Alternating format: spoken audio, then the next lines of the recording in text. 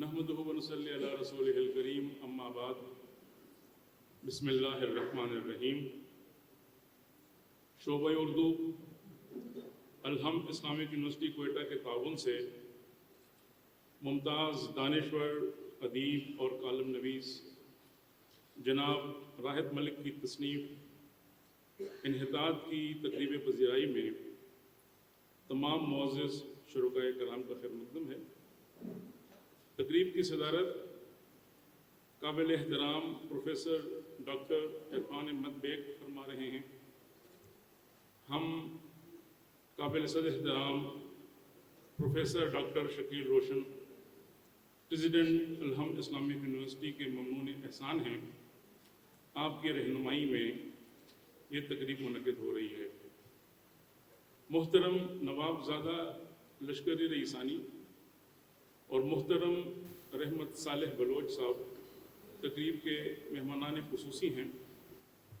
محترم جناب سرور جاوید، محترم ڈاکٹر اسحاق بلوچ اور محترمہ فرزانہ راحت تقریب کے مہمانان اعزاز ہیں۔ محترم وحید ظہیر اور جناب منصور گل صاحب کتاب کے حوالے سے اظہار خیال فرمائیں گے۔ اس تقریب کی ایک بنیادی اہمیت اس حوالے سے بھی ہے کہ آج پریزیڈنٹ صاحب پروفیسر ڈاکٹر شکیل روشن صاحب institute of languages and linguistics اور کوئٹہ میں اردو ڈپارٹمنٹ کے قیام کی اناؤنسمنٹ بھی فرمائیں گے۔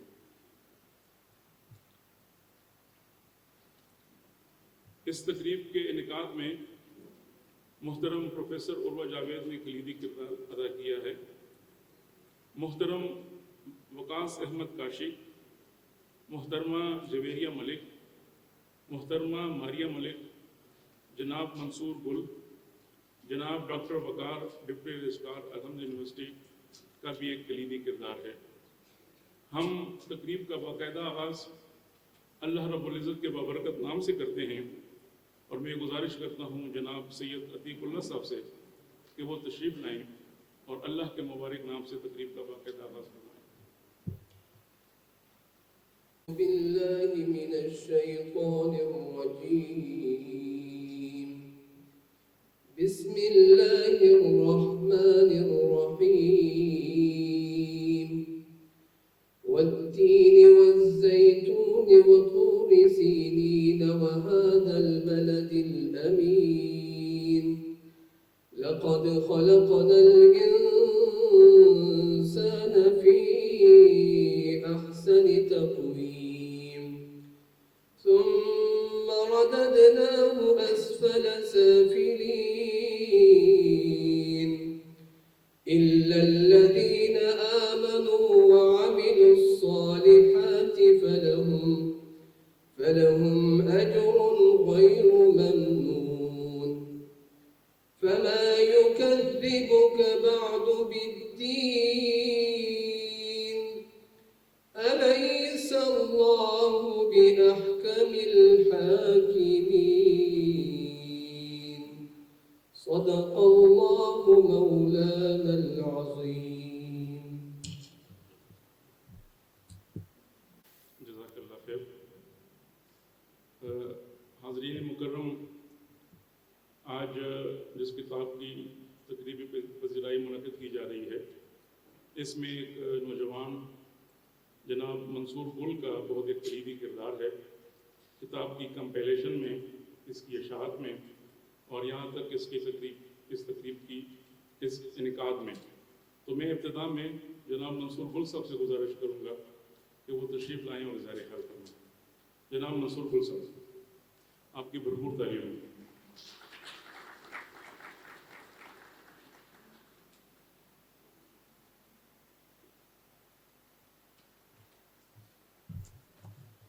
بسم اللہ الرحمن الرحیم۔ بہت شکریہ ڈاکٹر شیر علی صاحب۔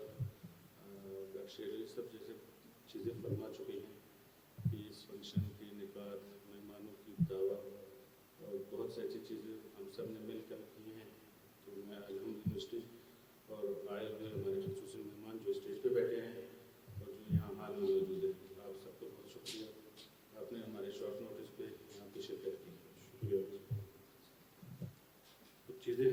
صاحب کے حوالے سے میں ذرا پیش کرنا چاہوں گا. ممتاز کالم نگار، تجزیہ نگار، ادیب اور دانشور راحت ملک نے پاکستان کے ادبی اور سیاسی منظرنامے پر انمٹ نقوش چھوڑے.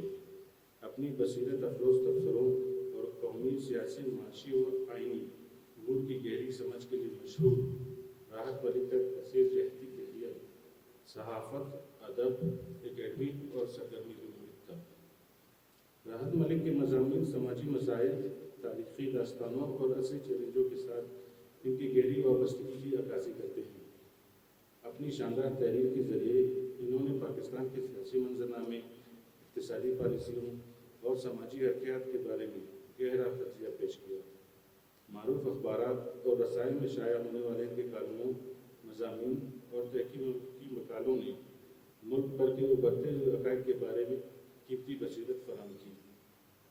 صحافت میں راحت ملک کی شراکتیں وسیع اور اثر انگیز تھیں. ماہنامہ جواز کوئٹہ کے چیف ایڈیٹر اور ملکی رسالوں اور اخباروں میں کالم نگار کی حیثیت سے انہوں نے عوامی گفتگو کی تشکیل اور اہم مسائل کے بارے میں بیداری پیدا کرنے میں کلیدی کردار ادا کیا.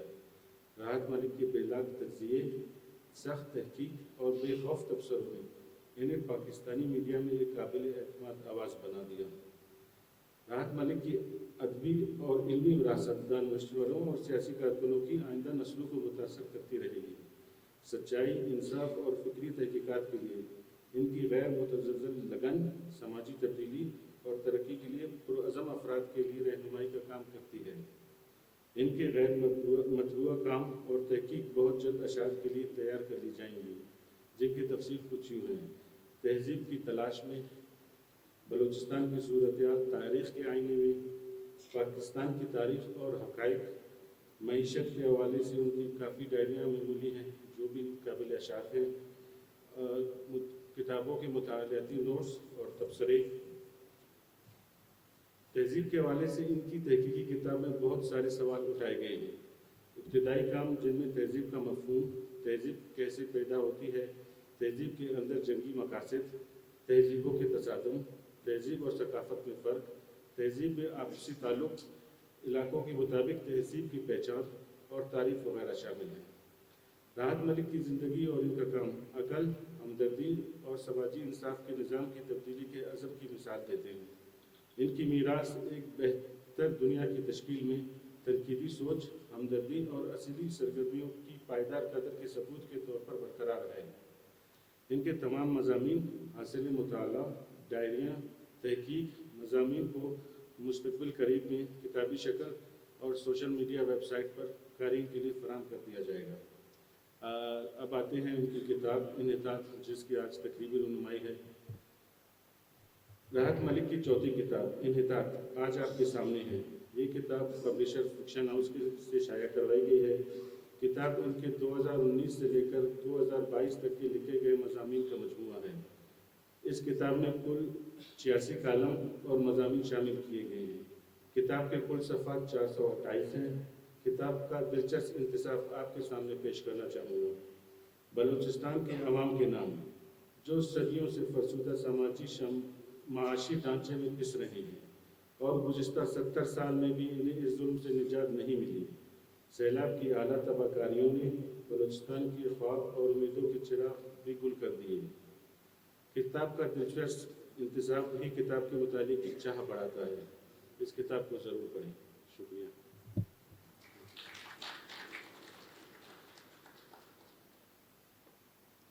بہت شکریہ سر.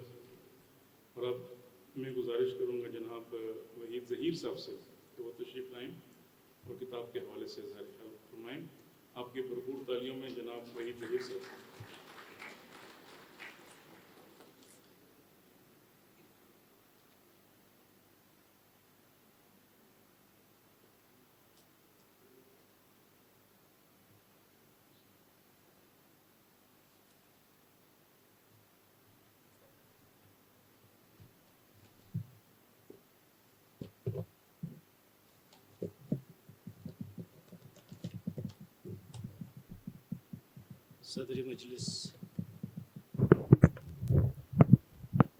صدر مجلس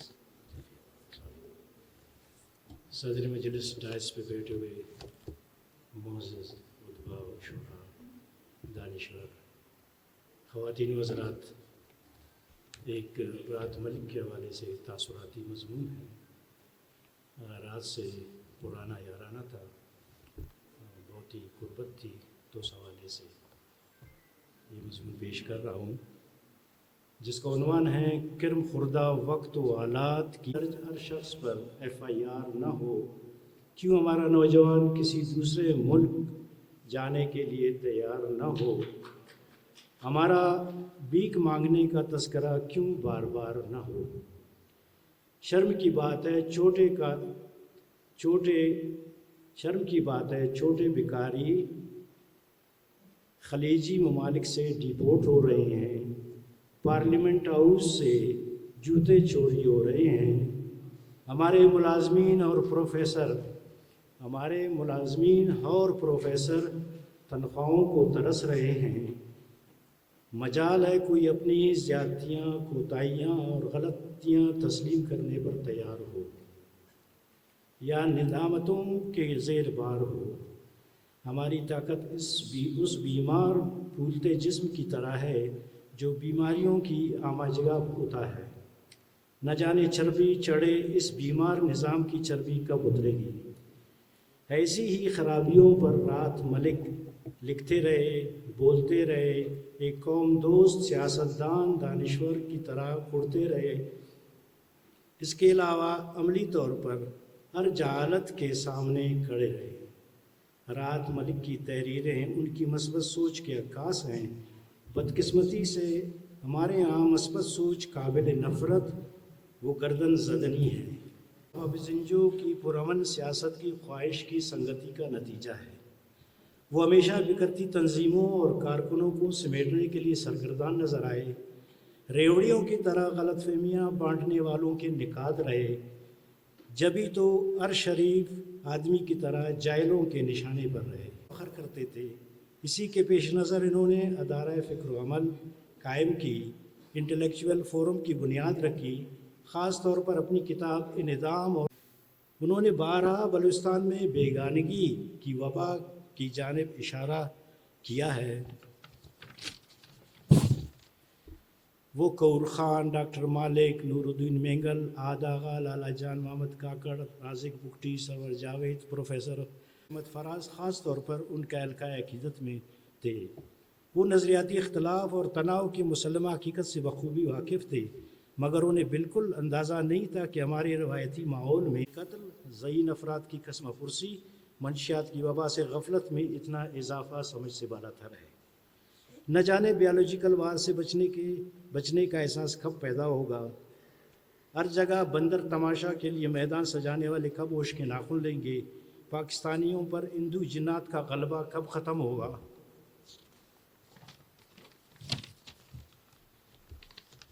ذرا دیکھو، روز بروز ہم سب چائنا کی ناپائیدار مصنوعات کی طرح بے اعتبار سیاست کا حصہ کتنی آسانی سے بنتے جا رہے ہیں۔ رات ملک کے والد کا اپنی محنت سے کاروبار میں ترقی اور نام پیدا کرنے والوں میں شمار ہوتا تھا۔ وہ ہم سے بالواسطہ گفتگو کے دوران رات کی سرگرمیوں پر ناراضگی کا اظہار کرتے تھے۔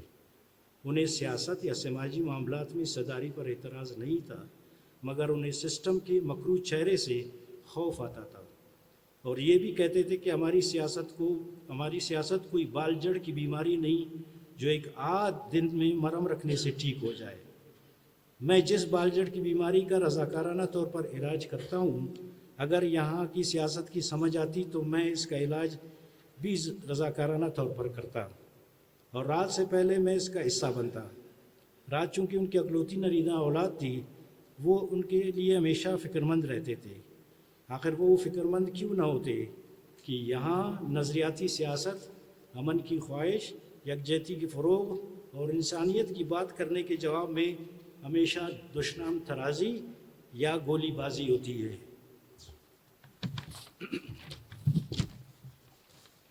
یہاں دلیل و دلائل کی روایت دم توڑ چکی ہے، ناکامی پر ندامت ناممکنات میں شامل ہے۔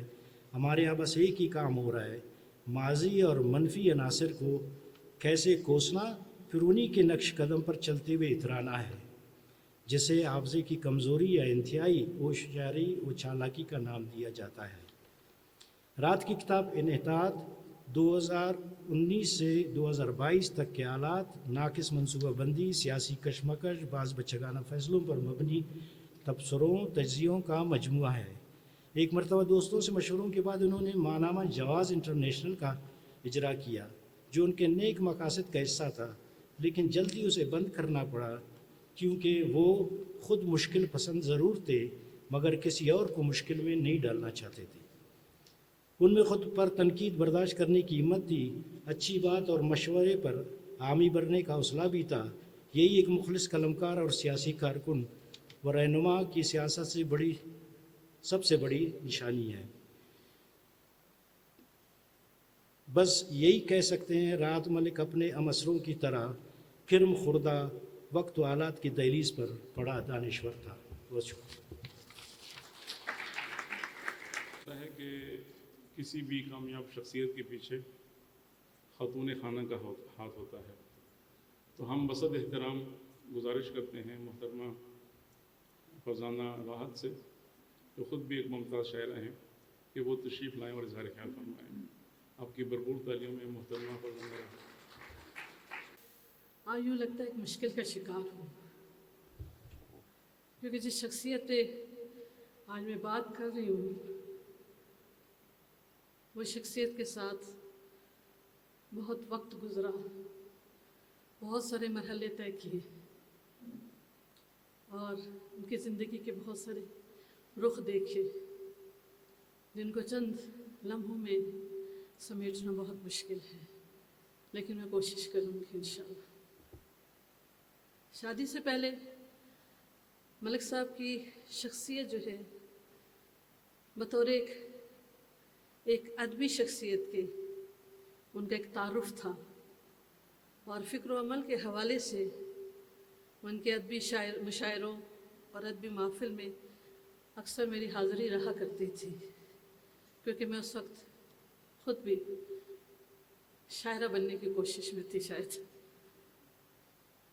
और फिर जब शादी हो गई तो उन्हें अदबी, सियासी और बतौर कलम निगार, शायर और ज़िंदगी के मुख्तलिफ़ रंगों में पाया।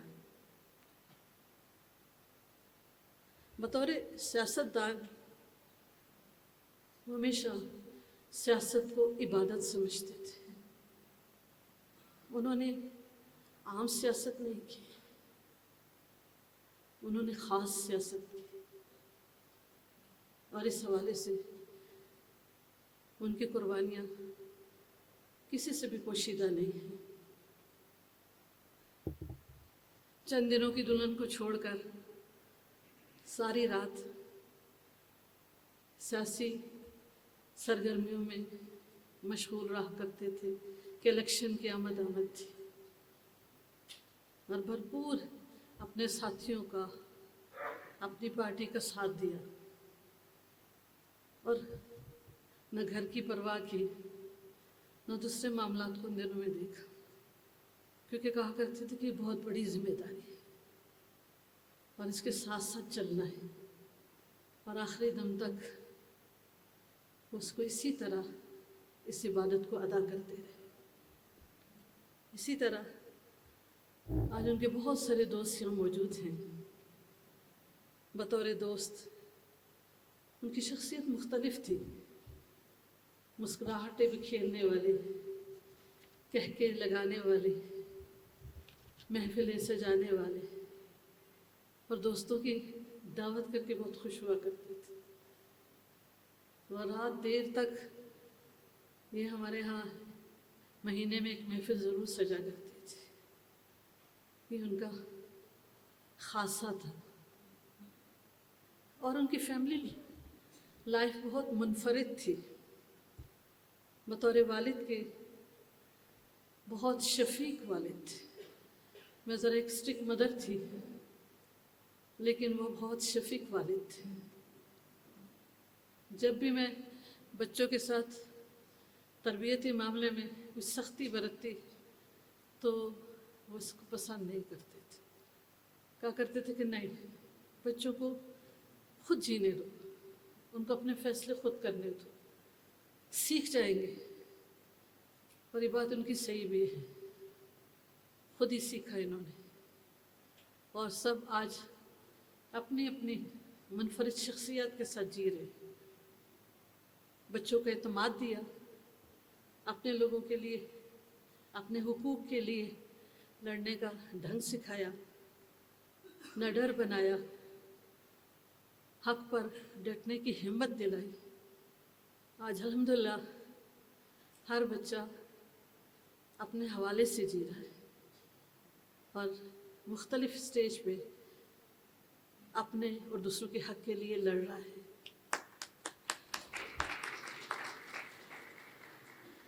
اور اس میں جو ان کی ساتھی بیٹی تھی جو آج اس وقت یہاں موجود نہیں ہیں، کچھ دن پہلے ہی وہ جو ہے کینیڈا چلی گئی، جنہوں نے کتاب کی اس تیاری میں اور سارے پروگراموں میں اور ان کے سیاست کے حوالے سے ان کا بہت ساتھ دیا۔ رافعہ ملک جو ہے جن کا اہم کردار ہے ان کی زندگی میں بھی، وہ ان کی بیٹی نہیں تھی، ان کی دوست تھی، اور سب سے زیادہ لاس اسی کا ہوا۔ بطور قلم کار اور قاری کے جو ہم دیکھتے ہیں تو کتاب سے ان کی جنونی محبت تھی۔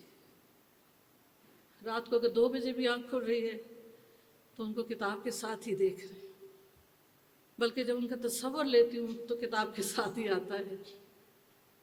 قبرستان گئی تو یہاں میں مجھے ایسے محسوس ہوا کہ شاید قبر میں بھی ایک ان کی لائبریری ہے جس میں وہ ایک چیئر پہ بیٹھے اپنی کتاب میں محو ہیں اور ان کو معلوم نہیں کہ ہم آئے ہیں۔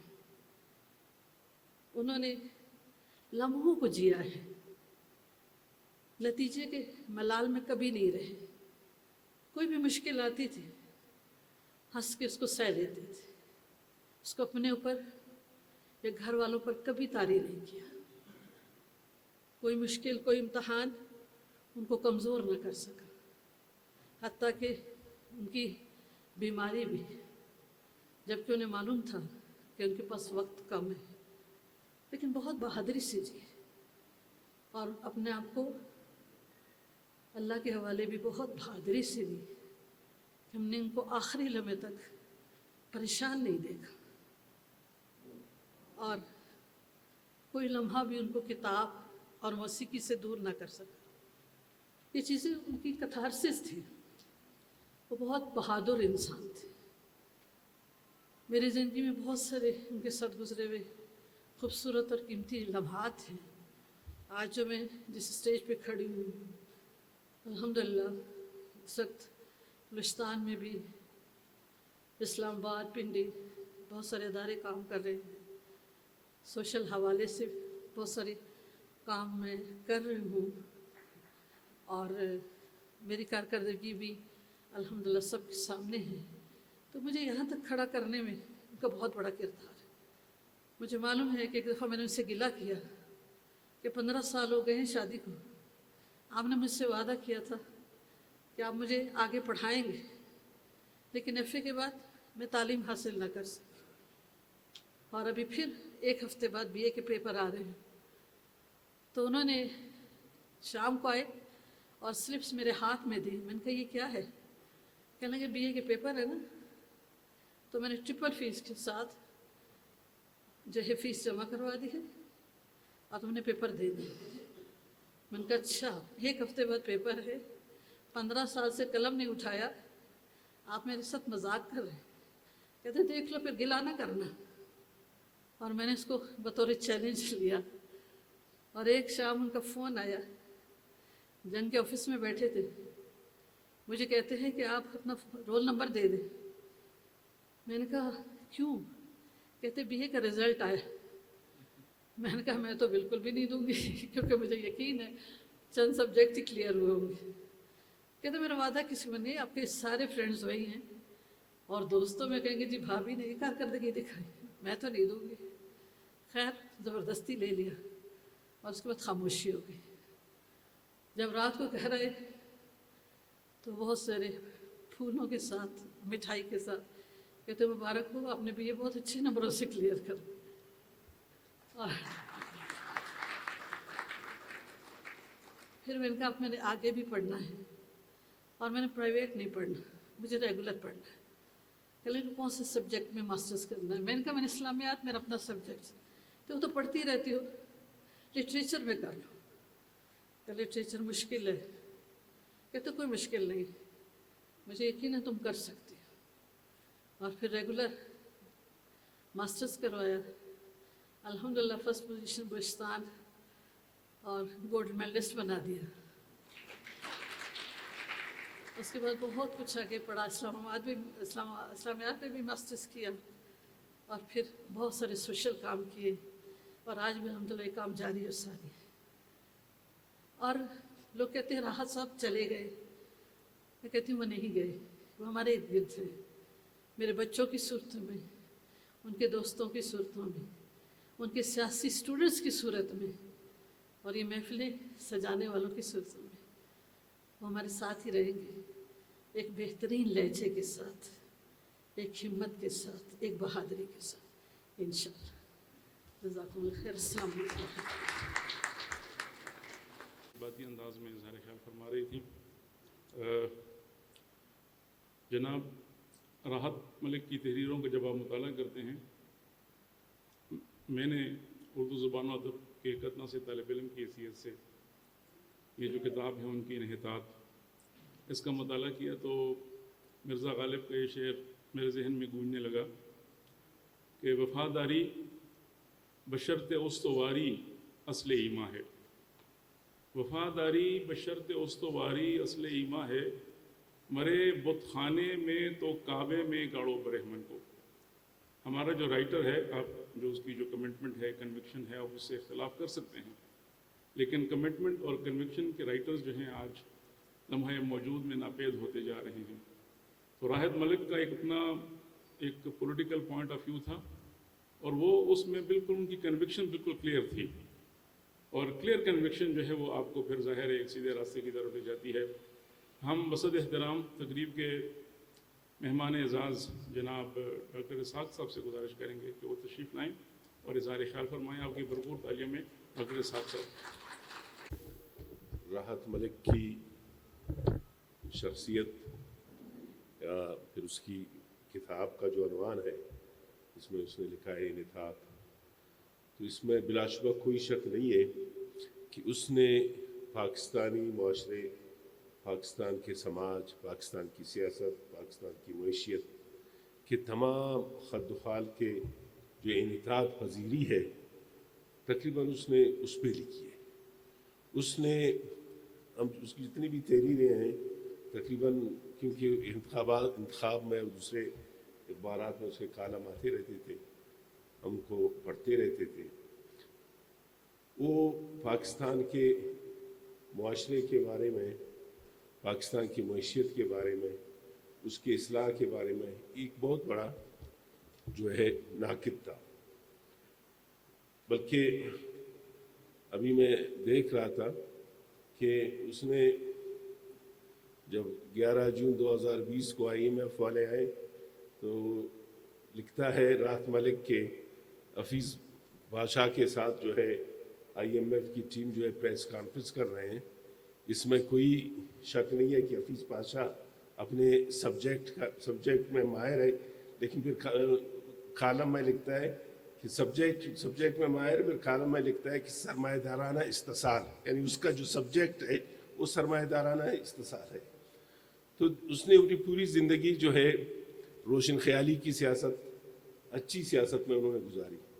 वो सियासी रफ़ीक थे मीर साहब के, मीर मजरूश ज़िंजो साहब के, वहाँ पे भी बैसियत सेक्रेटरी इत्तलाहात जो है वहाँ पे पाकिस्तान नेशनल पार्टी में रहे। उसके बाद उसके ख़यालात जब मीर आसिफ कामरी ज़िंजो BNDP और BNA में इकट्ठे हुए तो फिर उसके बाद राहत मलिक साहब ने नेशनल पार्टी ज्वाइन किया और उसका बहुत बड़ा हमारे वर्करों में, दोस्तों में उसका बहुत बड़ा जो है हिस्सा है, उसका बहुत बड़ा कंट्रीब्यूशन है उनकी तरबियत में। बल्कि हमारी पार्टी ऑफिस में जो है مختلف لیکچرز کا جو ہے اہتمام کیا جاتا تھا، اس میں جو ہے اپنے خیالات کا اظہار کرتا تھا۔ انہوں نے اپنی قلم کو میں سمجھتا ہوں کہ وقف کیا تھا زیادہ تر بلوچستان کے لیے اور یہاں کے پاکستان میں پسے ہوئے طبقات کے لیے کہ ہم اس معاشرے کو کیسے ٹھیک کر سکتے ہیں۔ اس نے افغانستان کے بارے میں لکھا، اس نے طالبان کے بارے میں لکھا، بلکہ میں کہتا ہوں کہ اس نے جب حیات بلوچ کا واقعہ ہوا تربت میں، اس کو شہید کیا گیا، اس کے بارے میں بھی اس کا بہت پر اثر ایک تحریر ہے حیات بلوچ کے بارے میں۔ اس میں کوئی دو رائے نہیں ہے۔ بقول والٹیر کے والٹیر کہتے ہیں کہ دنیا میں وحشی حکمرانوں کو چھوڑ کر کتابوں نے حکمرانی کی ہے، اور اس میں کوئی شک نہیں ہے کہ راحت ملک کا جو ہے ایک کتاب انحطاط نہ صرف ہمارے لیے، میں کہتا ہوں کہ ایک تربیت کا باعث ہے۔ جتنے بھی سیاسی کارکن ہیں اس کو پڑھیں، اس کو سمجھیں، اس کی تحریروں کیونکہ بہت سارے ایسے قلمکار ہوتے ہیں کہ وہ مستقبل بین ہوتے ہیں، ان کی تحریروں میں مستقبل بینی بھی تھی۔ مطلب طالبان کے بارے میں لکھتا ہے کہ بھئی یہ حکومت جو ہے عبوری حکومت ہے یا جو ہے ایسے جو ہے عارضی حکومت ہے، اور واقعی اس قسم کے جو ہے حالات جو ہے افغانستان میں رہے۔ تو میں سمجھتا ہوں کہ ہم اس کتاب کو پڑھتے ہیں اس وقت بحیثیت مجموعی کہ اتنا انحطاط، اتنا زوال پاکستان کی سیاست اور معیشت میں ہو رہا ہے، وہ تاریخ میں کبھی نہیں رہا ہے۔ یعنی رہی صحیح بات جو تھی انہوں نے پوری کی، ایک الیکشن تھا، لوگ کہتے ہیں کہ جناب یہ الیکشن نہیں تھا، یہ ایکشن تھا۔ تو جب کوئی بھی ملک کے جو ہے ادارے اپنے اداروں کے ساتھ جب ایک کھلواڑ کرتے ہیں تو اس ریاست کو انحطاط سے، زوال سے کوئی بھی نہیں بچا سکتا۔ آج جو ہے پورا ملک جو ہے وہ رحم و کرم ہے، رحم و کرم پہ ہے، IMF پہ۔ کون سا طبقہ ہے، ٹرانسپورٹر سے لے کر عام ورکر سے لے کر جو عام لوگ جو بیچارے روزانہ کرتے ہیں۔ وحید ظہیر صاحب نے یہاں پہ ہمارے اساتذہ کی بات کی تو انہوں نے کسی ادارے کو چھوڑا نہیں ہے، بلکہ ابھی وہ یہ سوچ رہے ہیں کہ جناب رہی سے ہی ان کی بات رہی ہے کہ گیس بجلی کے بلوں میں کیسے اضافہ کیا جائے اور IMF کی قسطیں کیسے پورے کیے جائے۔ سارا جو ہے بوجھ جو ہے وہ عام آدمی پہ ہے، عام غریب پہ ہے۔ تو ان سب ساری باتوں پہ جو ہے بہت اچھے انداز میں راحت ملک صاحب نے اس کی تحریر ہے، اس نے قلم اٹھایا ہے، اور میں سمجھتا ہوں کہ راحت ملک سے کی کتاب، اس کی تحریریں وہ خود اب میں موجود نہیں ہے، لیکن اس کی باتیں، اس کی تحریریں، اس کی فکر، اس کی سوچ ہمیشہ زندہ رہے گی، ہمیشہ سلامت رہے گی۔ بہت بہت شکریہ۔ راحت ملک صاحب کے مضامین کا جب آپ مطالعہ کرتے ہیں تو دیگر جو خصوصیات ہیں وہ اپنی جگہ پر، لیکن آپ کو ایک ادبی چاشنی بھی یعنی ملتی ہے۔ بعض مضامین اور کالم تو ایسے ہیں جن کے عنوانات ہیں انہوں نے مختلف جو شعراء کے جو معروف مصرے ہیں ان مصروں پر یعنی وہ عنوانات رکھے ہیں۔ مثلا میرے قلم کا سفر رائے گا نہ جائے گا، بات تو سچ ہے مگر بات ہے رسوائی کی۔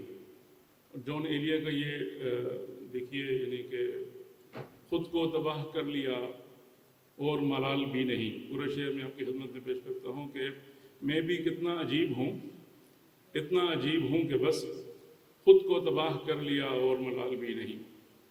اور اگلا عنوان ہے ان کا کہ ابھی گرانی شب میں کمی نہیں آئی۔ بعض عنوانات اس طرح کے ہیں کہ وہ پورا مصرع تو نہیں لیا۔ مثلا یعنی مرزا غالب کا ہے کہ جی قرض کی پیتے تھے میں، لیکن سمجھتے تھے کہ ہاں رنگ لائے گی ہماری فاقہ مستی ایک دن۔ تو اب میں جو اگلے اپنے معزز مہمان کو دعوت خطاب دے رہا ہوں، وہ خود بھی ایک ممتاز شاعر ہیں، صاحب تر شاعر ہیں۔ آپ کی بھرپور تالیوں میں جناب سرور جاوید صاحب۔ نواب زادہ لشکری رئیسانی صاحب، محترم ڈاکٹر شکیل روشن صاحب، محترم صاحب بلوچ صاحب، محترم رحمت صالح بلوچ صاحب، मोहतरमा फरजाना राहत, मोहतरम उर्वा जावेद साहब, मोहतरम वहीद ज़हीर साहब, नेशनल पार्टी के अकाबरीन, ख़वातीन व हज़रात, राहत मलिक पे बात करना काश मेरे लिए आसान होता। कुछ दिनों से मैं राहत मलिक की मौजूदा किताब और दूसरी किताबें अपने सरहाने रख के सोता हूँ और नोट पैड भी मेरे पास है, लेकिन आज जब मैं यहाँ आया तो जवेरिया को मैंने एक कागज़ दिखाया जो उस वक्त भी खाली था, अब भी खाली है। राहत मलिक से ज़ाती ताल्लुक़ मेरी बहुत बड़ी मजबूरी है। जो कुछ राहत ने अपनी किताबों में लिखा उनमें से कई कॉलम ऐसे हैं जिन पर छपने से पहले बात की गई, जिनमें छपने के बाद बात की गई, और जिस फनकाराना अंदाज में राहत मलिक कॉलमों को सुपुर्द कलम करता था वो बहुत कम लोगों के हिस्से में आता है। मैं ये समझता हूँ कि उनके एक एक कॉलम पर एक एक सेशन हो सकता है। बहुत दूरबीन निगाहें रखने वाला राहत मलिक बैनुल अक़वामी हालात पर बड़ी गिरफ्त रखता था। जब भी कोई वाक़या होता उसको रिपोर्ट करने के बाद वो पाकिस्तान पर उनके मुमकिना असरात पर जो बात करता वो चंद सालों बाद दुरुस्त साबित होती। तो मुझे और कुछ नहीं कहना सिवाय इसके कि मैं राहत मलिक, अफजल मुराद, वहीद ज़हीर, डॉक्टर इरफान बेग, हम जिस तबके से ताल्लुक़ रखते हैं, इब्तदाई ज़िंदगी हमारे लिए आसान नहीं थी और हमने वो वक्त जो लोग खेलो खेल कूद में गुजारते थे हमने नौकरियों के सुपुर्द कर दिया और इसी तरह से हम आगे बढ़ते रहे। जावेद सबा हमारा एक दोस्त है, उसका एक शेर है, सवाल ये है कि जब ज़ख्म ही नहीं भरते, सवाल ये है कि जब ज़ख्म ही नहीं भरते तो फिर किसी ने यहाँ कौन सा कमाल किया। ये वो सवाल है जो राहत मलिक का मुआशरे से था, जो मेरा है, जो जवेरिया का है, जो वकास का है, जो आने वाले बच्चों का है। लेकिन सवाल किससे किया जाए? सियासतदानों से? शायद नहीं। जहाँ से जवाब आना है वहाँ से, लेकिन वहाँ से जवाब नहीं आते।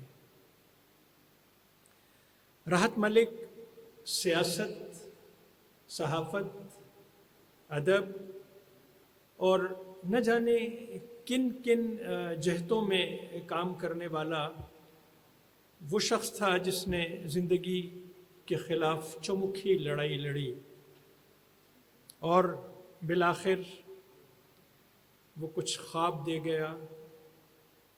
वो ख्वाब जिनकी ताबीरें राहत मलिक देखता रहा, हम देखते रहे, हमारे बच्चे देख रहे हैं। लेकिन एक बात है कि ख्वाब जो हैं वो कभी ख़त्म नहीं होते, कभी मरते नहीं हैं। ख्वाब मरते नहीं। ख्वाब आँखें न सांसें न दिल हैं कि जो रेज़ा रेज़ा हुए तो बिखर जाएंगे, जिस्म की मौत से ये भी मर जाएंगे। ख्वाब मरते नहीं। ख्वाब तो हर्फ हैं, ख्वाब तो नूर हैं, ख्वाब सुकरात हैं, ख्वाब मंसूर हैं। और यही चीज़ें राहत मलिक की तहरीरों में हमें नज़र आती हैं। इन्हितात का जब वो पेश लफ्ज़ लिख रहा था तो बहुत तकलीफ़देह सूरत हाल थी। शिफा हॉस्पिटल में उनको मज़ामीन भी इकट्ठे करने थे, तो पेश लफ्ज़ का उन्वान था कि मेरे कलम का सफ़र रायगा न जाएगा। अहमद फराज साहब हमारे मुश्तरका दोस्तों में से थे और कभी तशरीफ़ लाते। उनकी शफ़क़त थी कि वो ज़्यादा से ज़्यादा वक्त हमारे साथ गुजारा करते थे।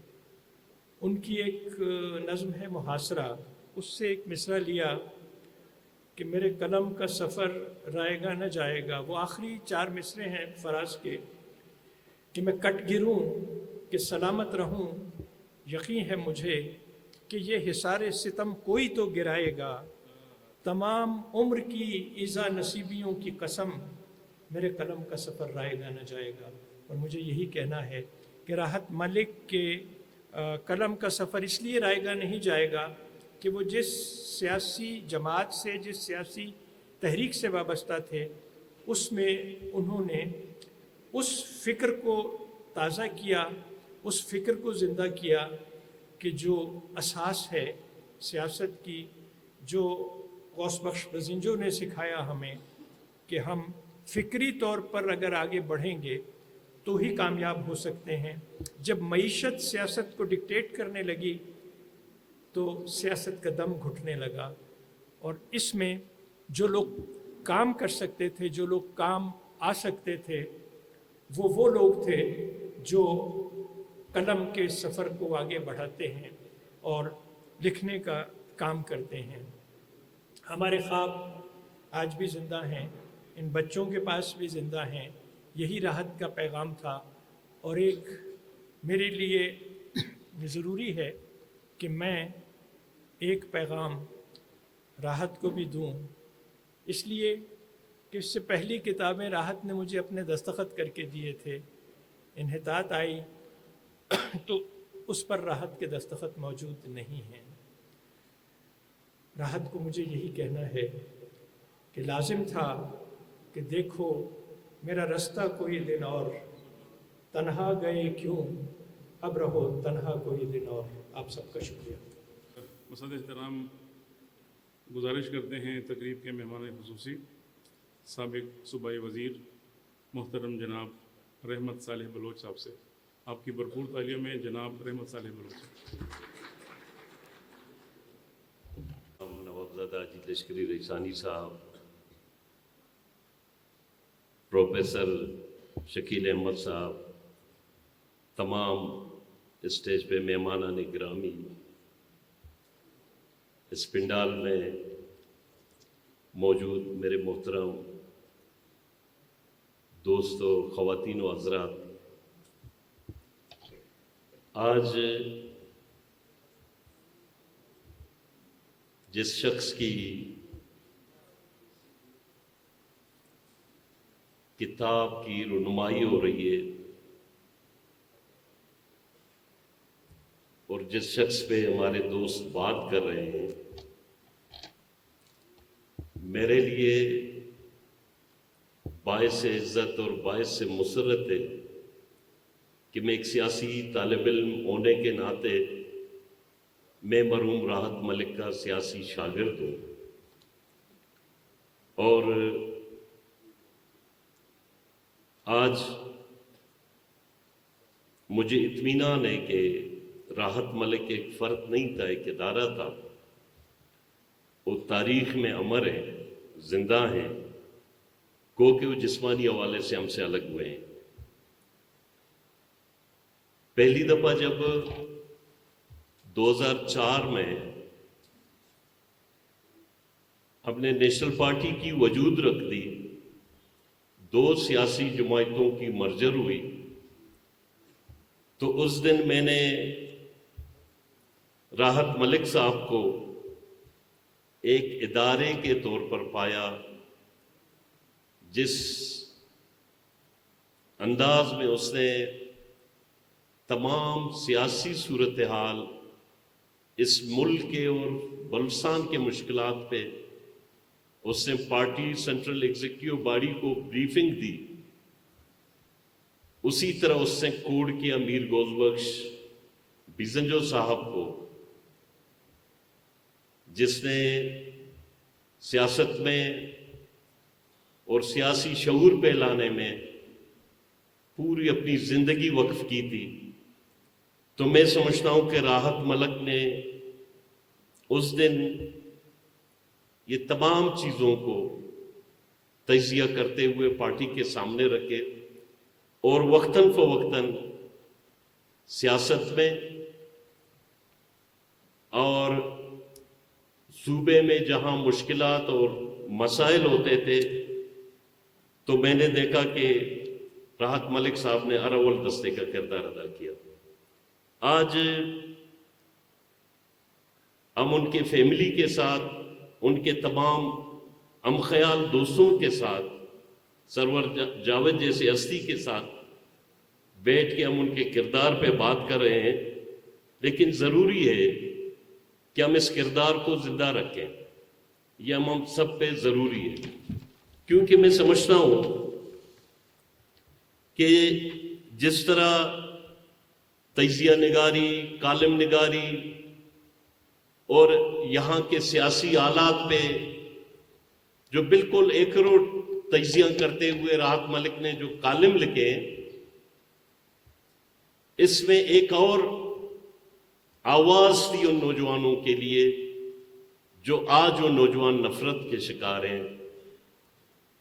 کیونکہ اگر ہم راحت ملک صاحب کو اس کے سوچ کو دیکھتے ہیں، اس کے تمام جو کالم ہیں، اس میں بلا تعصب ایک سن آف سوائل کے طور پر بلا فرق درک اس سے یہ میسج دینے کی کوشش کی.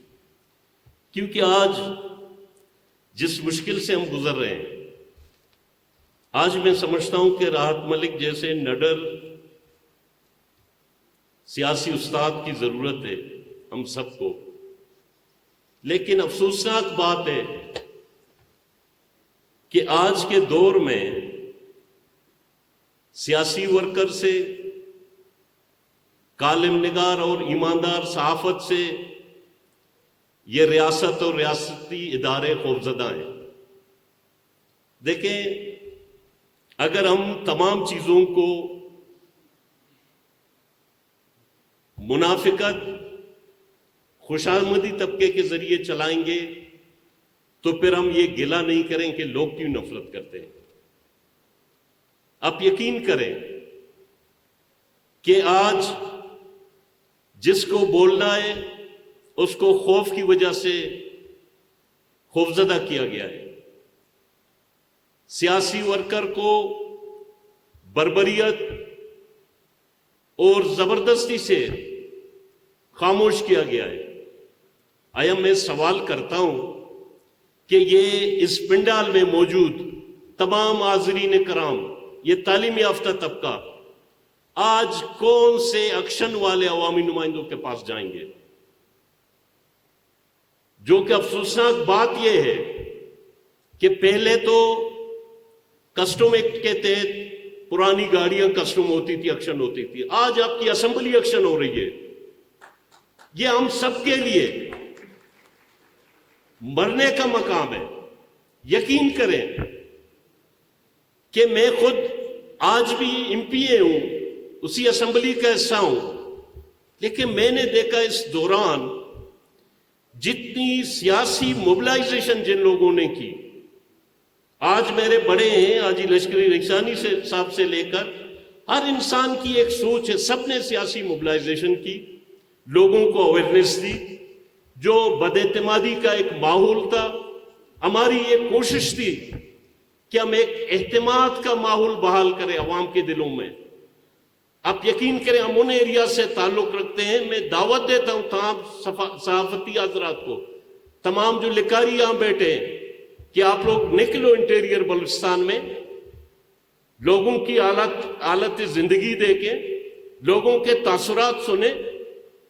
صرف ایک شہر کے اندر، ایک آل کے اندر لوگوں کو سننا، یہ پھر ناانصافی اور نابرابری ہوگی کہ ان کو سیاسی ورکر، سیاسی لیڈرشپ، سیاسی پارٹی کس حد تک کنونس کر کے ایکسٹریم پلان کرتا ہے یا ملکی آئین کے دائرے میں لا کر ان کو بھروسہ اور اعتماد دلاتا ہے، لیکن بیک قلم جنبش فارم 47 کسی اور کے لیے نکل جاتا ہے.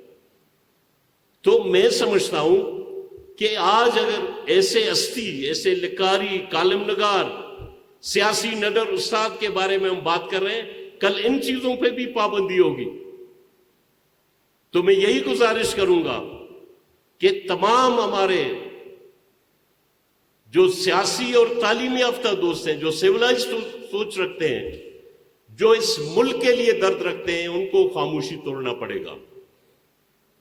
ادروائز اگر یہ بات ہم سینہ تام کے ایکشن کرتے ہیں. جس نے اس ملک کے آئین کا الف اٹھایا ہے وہی اس ملک کے آئین کی دھجیاں اڑاتا ہے. یہ افسوسناک باتیں ہیں. دیکھیں ہمیں تو عوام سے سیاسی دوستوں سے کوئی زور زبردستی دور نہیں رکھ سکتا ہے، کیونکہ سیاسی نظریاتی دوست وہ خونی رشتے سے آگے ہوتا ہے. یقین کریں اتنے بوچھاڑ آنے کے باوجود، نیشنل نیب کے ٹوٹنے کے بعد بھی راحت ملک جیسا انسان وہ اپنے وابستگی کو آخری لمحات تک وہ برقرار رکھتا ہے. تو مجھے یقین ہے کہ ادھر جو بھی نظریاتی دوست سیاسی بیٹھا ہوا ہے اس کی وابستگی اس کے آئیڈیالوجی کے ساتھ زندگی بھر رہیں گے. تو ہم سمجھتے ہیں کہ ایسے جو تجارت کے ذریعے سیاست کو تباہ کیا جا رہا ہے، ان چیزوں کی روک تھام اس وقت ممکن ہوگی جب تمام تعلیم یافتہ، تمام مثبت سوچ رکھنے والے لوگ اور تمام آئیڈیالوجی رکھنے والے لوگ ایک دوسرے کو احترام دیں گے، ایک دوسرے پہ اعتماد کریں گے، ایک متفقہ رائے اور آواز کے تحت سامنے آئیں گے تو ان کی روک تھام ممکن ہوگی. ادروائز مشکلات اور بڑھیں گے. اور آج کے ان عوامی نمائندوں سے، سو کالڈ ایکشن والوں سے کوئی یہ توقع نہیں رکھے کہ میں اس یونیورسٹی کے مسئلے کے لیے جاؤں گا، تعلیمی اداروں کے مسئلے کے لیے جاؤں گا، انسانی بنیادی ضروریات کے اداروں کے لیے جاؤں گا، کوئی مسئلہ حل ہوگا. یہ ناممکن ہے. میں آخر میں اپنے سیاسی استاد کے بھرپور انداز میں اس کی جوہد کو خراج تحسین پیش کرتا ہوں، اس کی کمٹمنٹ کو، اس کی ایمانداری کو، کہ اس نے آخری دنوں تک بھی اس سرزمین سے محبت کرتے ہوئے اپنے قلم کو انسانیت اور انسانی عزت بالا کو بالا تر رکھتے ہوئے اس نے استعمال کیا. شکریہ. ممتاز سیاسی رہنما اور دانشور اس تقریب کے مہمان خصوصی جناب محترم نوابزادہ لشکری رئیسانی صاحب سے گزارش کریں گے کہ وہ تشریف لائیں اور اظہار خیال کریں. آپ کی بھرپور تعلیم ہو. خواتین حضرات السلام علیکم. راحت ملک صاحب کو میں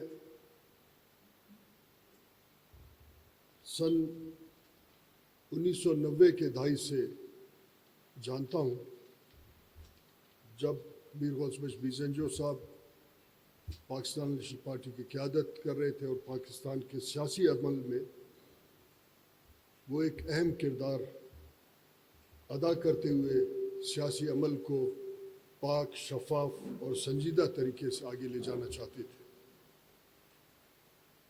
ہم اکثر ان کے والد صاحب ملک مقصود صاحب کا جو یٹ روڈ پہ جو میڈیکل تھا وہاں گپ شپ لگانے جاتے تھے.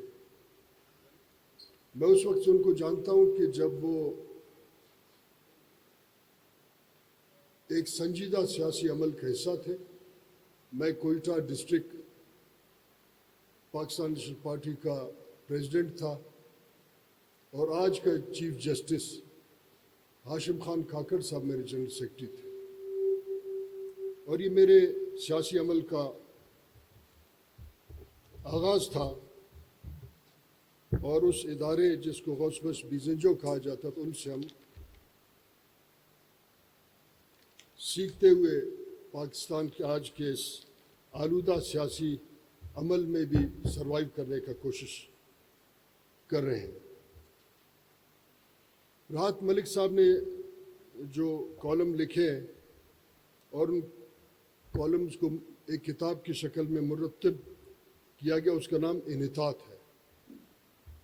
اور انحطاط زوال کو بھی کہتے ہیں، ڈی جنریشن اگر آپ اس کو انگلش میں کہیں، یا بیکورڈنس کہیں، اور اگر اس کے اپوزٹ جو لفظ ہے انگریزی میں اس کو آپ ایوولوشن کہیں گے. اور اس ایوولوشن کو جب آپ غور سے دیکھیں کہ جہاں سماج نے ایوولوشن کیا ہے اور جہاں سماج ڈی جنریٹ ہو رہا ہے، شاید ہم جو یہاں بیٹھے ہیں اس ہال میں، ہم اس دور کو ختم ہوتے دیکھ رہے ہیں جس کو ایوولوشن کہا جاتا تھا، اور اس دور میں داخل ہو گئے جس کو ہم ڈی جنریٹ یا بیکورڈنس کہتے ہیں۔ یہاں اس کتاب کی ابتدا میں راحت ملک صاحب نے ایک دو جملے میں اپنا نقطۂ نظر پیش کیا ہے۔ وہ کہتے ہیں کہ بلوچستان کے عوام کے نام جو صدیوں کے فرسودہ سماجی معاشی ڈھانچے میں پس رہے ہیں، اور بھی انہوں نے تھوڑا سا آگے رکھا ہے۔ یقیناً ہمارے ان کے ساتھ تعلق تھی، ایک روزانہ بنیاد پہ ہم مختلف ایشوز پہ بات کرتے تھے۔ ان کے نقطۂ نظر کے ساتھ میں شاید اتفاق نہ کروں، کیونکہ جس سماج پہ وہ اپنا تبصرہ کر رہے ہیں ابتدا میں، فرسودہ وغیرہ وغیرہ، اس سماج میں ان کا زیادہ تعلق 60 سالہ تھا۔ 60 کے دہائی میں آئے اور پھر ایک دفعہ یہاں جو بھی حالت تھا، سو کالڈ جہادی تنظیمیں یا سو کالڈ شدت پسند تنظیمیں یا ریاست پاکستان کے پراکسیز، ان کی وجہ سے پھر ہجرت کر کے ایک دفعہ گئے پھر واپس آئے۔ ان کے اس بات سے میں اتفاق نہیں کرتا ہوں، اور بعض چیزوں سے اتفاق نہیں ہونا چاہیے۔ اس پہ میرا نقطۂ نظر یہ ہے کہ میں یہ سمجھتا ہوں کہ جس سماج کو بلوچ سماج کہا جاتا ہے، وہ اپنے صدیوں کے ارتقاء کا پیداوار ہے، جہاں ہزاروں لوگوں نے اپنے قبائلی سماجی اکابرین کے کہنے پہ کبھی ڈیرہ اسماعیل خان میں اپنے جانوں کا نذرانہ پیش کیا، کبھی دلی میں اپنے جانوں کا نذرانہ پیش کیا، کبھی چابہار اور بندر عباس اور سیستان اور کچھی کے میدانوں میں، اور کبھی کندھار کے علاقوں میں انہوں نے اپنا جانوں کا نذرانہ پیش کیا۔ وہ اس وقت کے ارتقائی لیڈرشپ پہ اعتماد تھا، اور اس اعتماد کی شکل میں جس صدیوں کو انہوں نے کہا ہے کہ ظلم اور فلانا وغیرہ وغیرہ، اس صدیوں کے جدوجہد سے بلوچ قوم اور اس کے سرزمین کے خدوخال 50-60 سال پہلے اپنے ایک حد تک پہنچے۔ اس صدیوں کے جدوجہد سے ارتقائی قومی ہیروز پیدا ہوئے، اور اس ارتقائی قومی ہیروز میں سے آپ میر غوث بجبی زنجو کو آج بھی فالو کرتے ہیں۔ وہ ریاست پاکستان کے کبھی سازش کا پیداوار نہیں تھے، وہ صدیوں کے ارتقائی عمل کے پیداوار تھے۔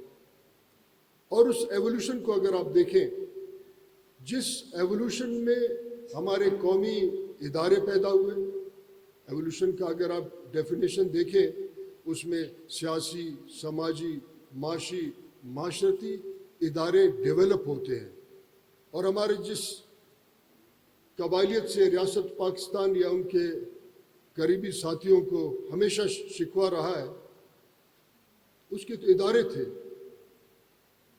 اور ان اداروں نے اس عظیم قومی کلچر کو، تہذیب کو، تمدن کو تشکیل دی، جس پہ آج کئی لوگ ان قومی ہیروؤں پہ فخر کرتے ہیں۔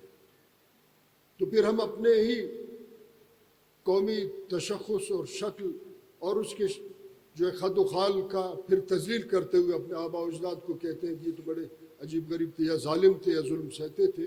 اس پہ میں اتفاق قطعاً نہیں کرتا ہوں۔ اب بات یہ ہے کہ سن 70 میں جتنے لوگ منتخب ہوئے، میں چند کا مثال آپ کے سامنے پیش کرتا ہوں۔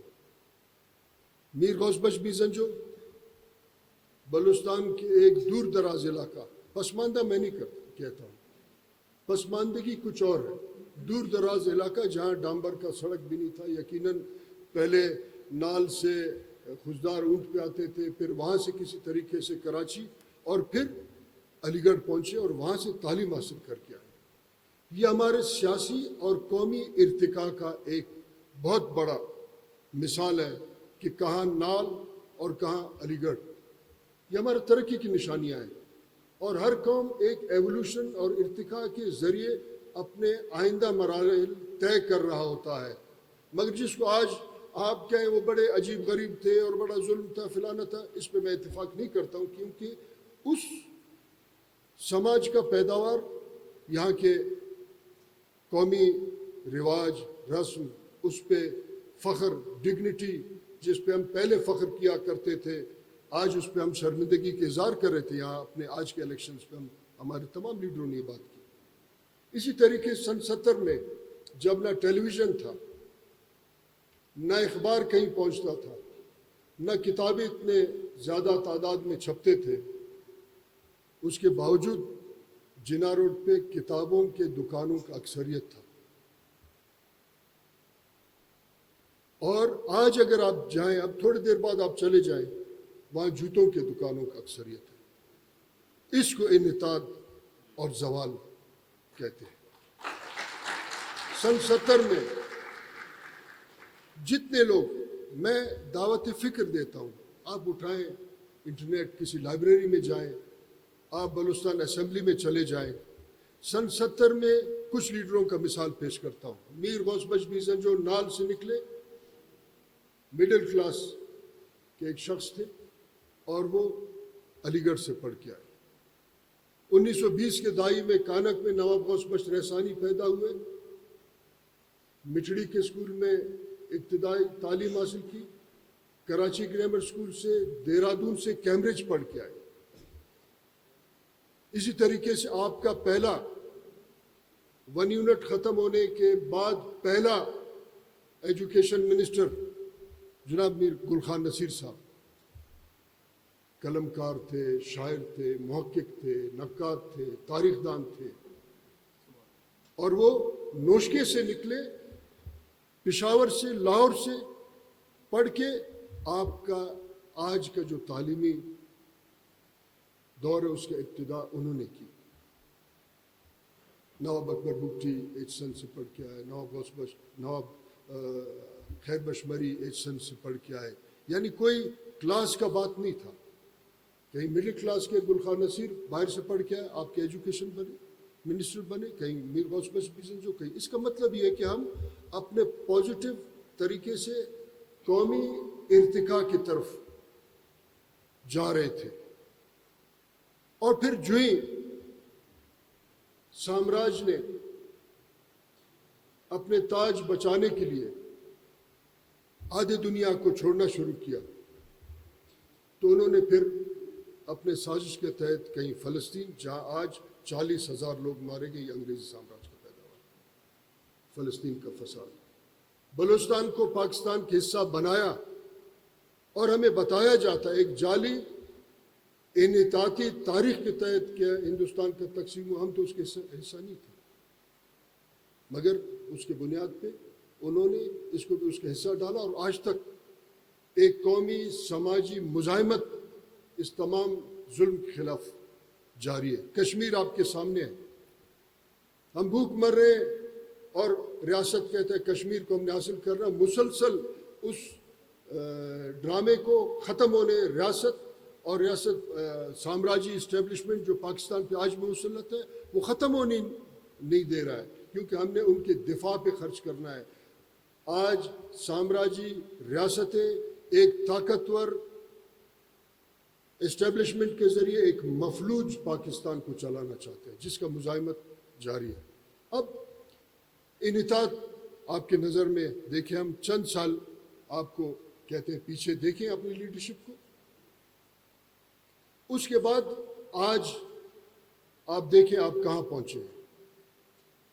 چند سال پہلے جہاں ایوولوشنری پولیٹیکل پروسیس آگے بڑھ رہا تھا، جس صدیوں کے ظلم اور فلانے کا نام آپ نے دیا، اسی نے ہی جنم دیا میر غوث بشمی زنجو کو، کیونکہ ہم ایوولوشن کے سفر میں آگے بڑھ رہے تھے. اسی نے ہی جنم دیا ان لوگوں کو جو علی گڑھ اور گورنمنٹ کالج پنجاب اور ایچ این کالج اور اسی طریقے سے کیمبرج اسکول دہرادون سے پڑھ کے وہی آپ کا ایوولوشن تھا. اس کو آپ کیسے یہ کہتے ہیں؟ آج کیا ہو رہا ہے؟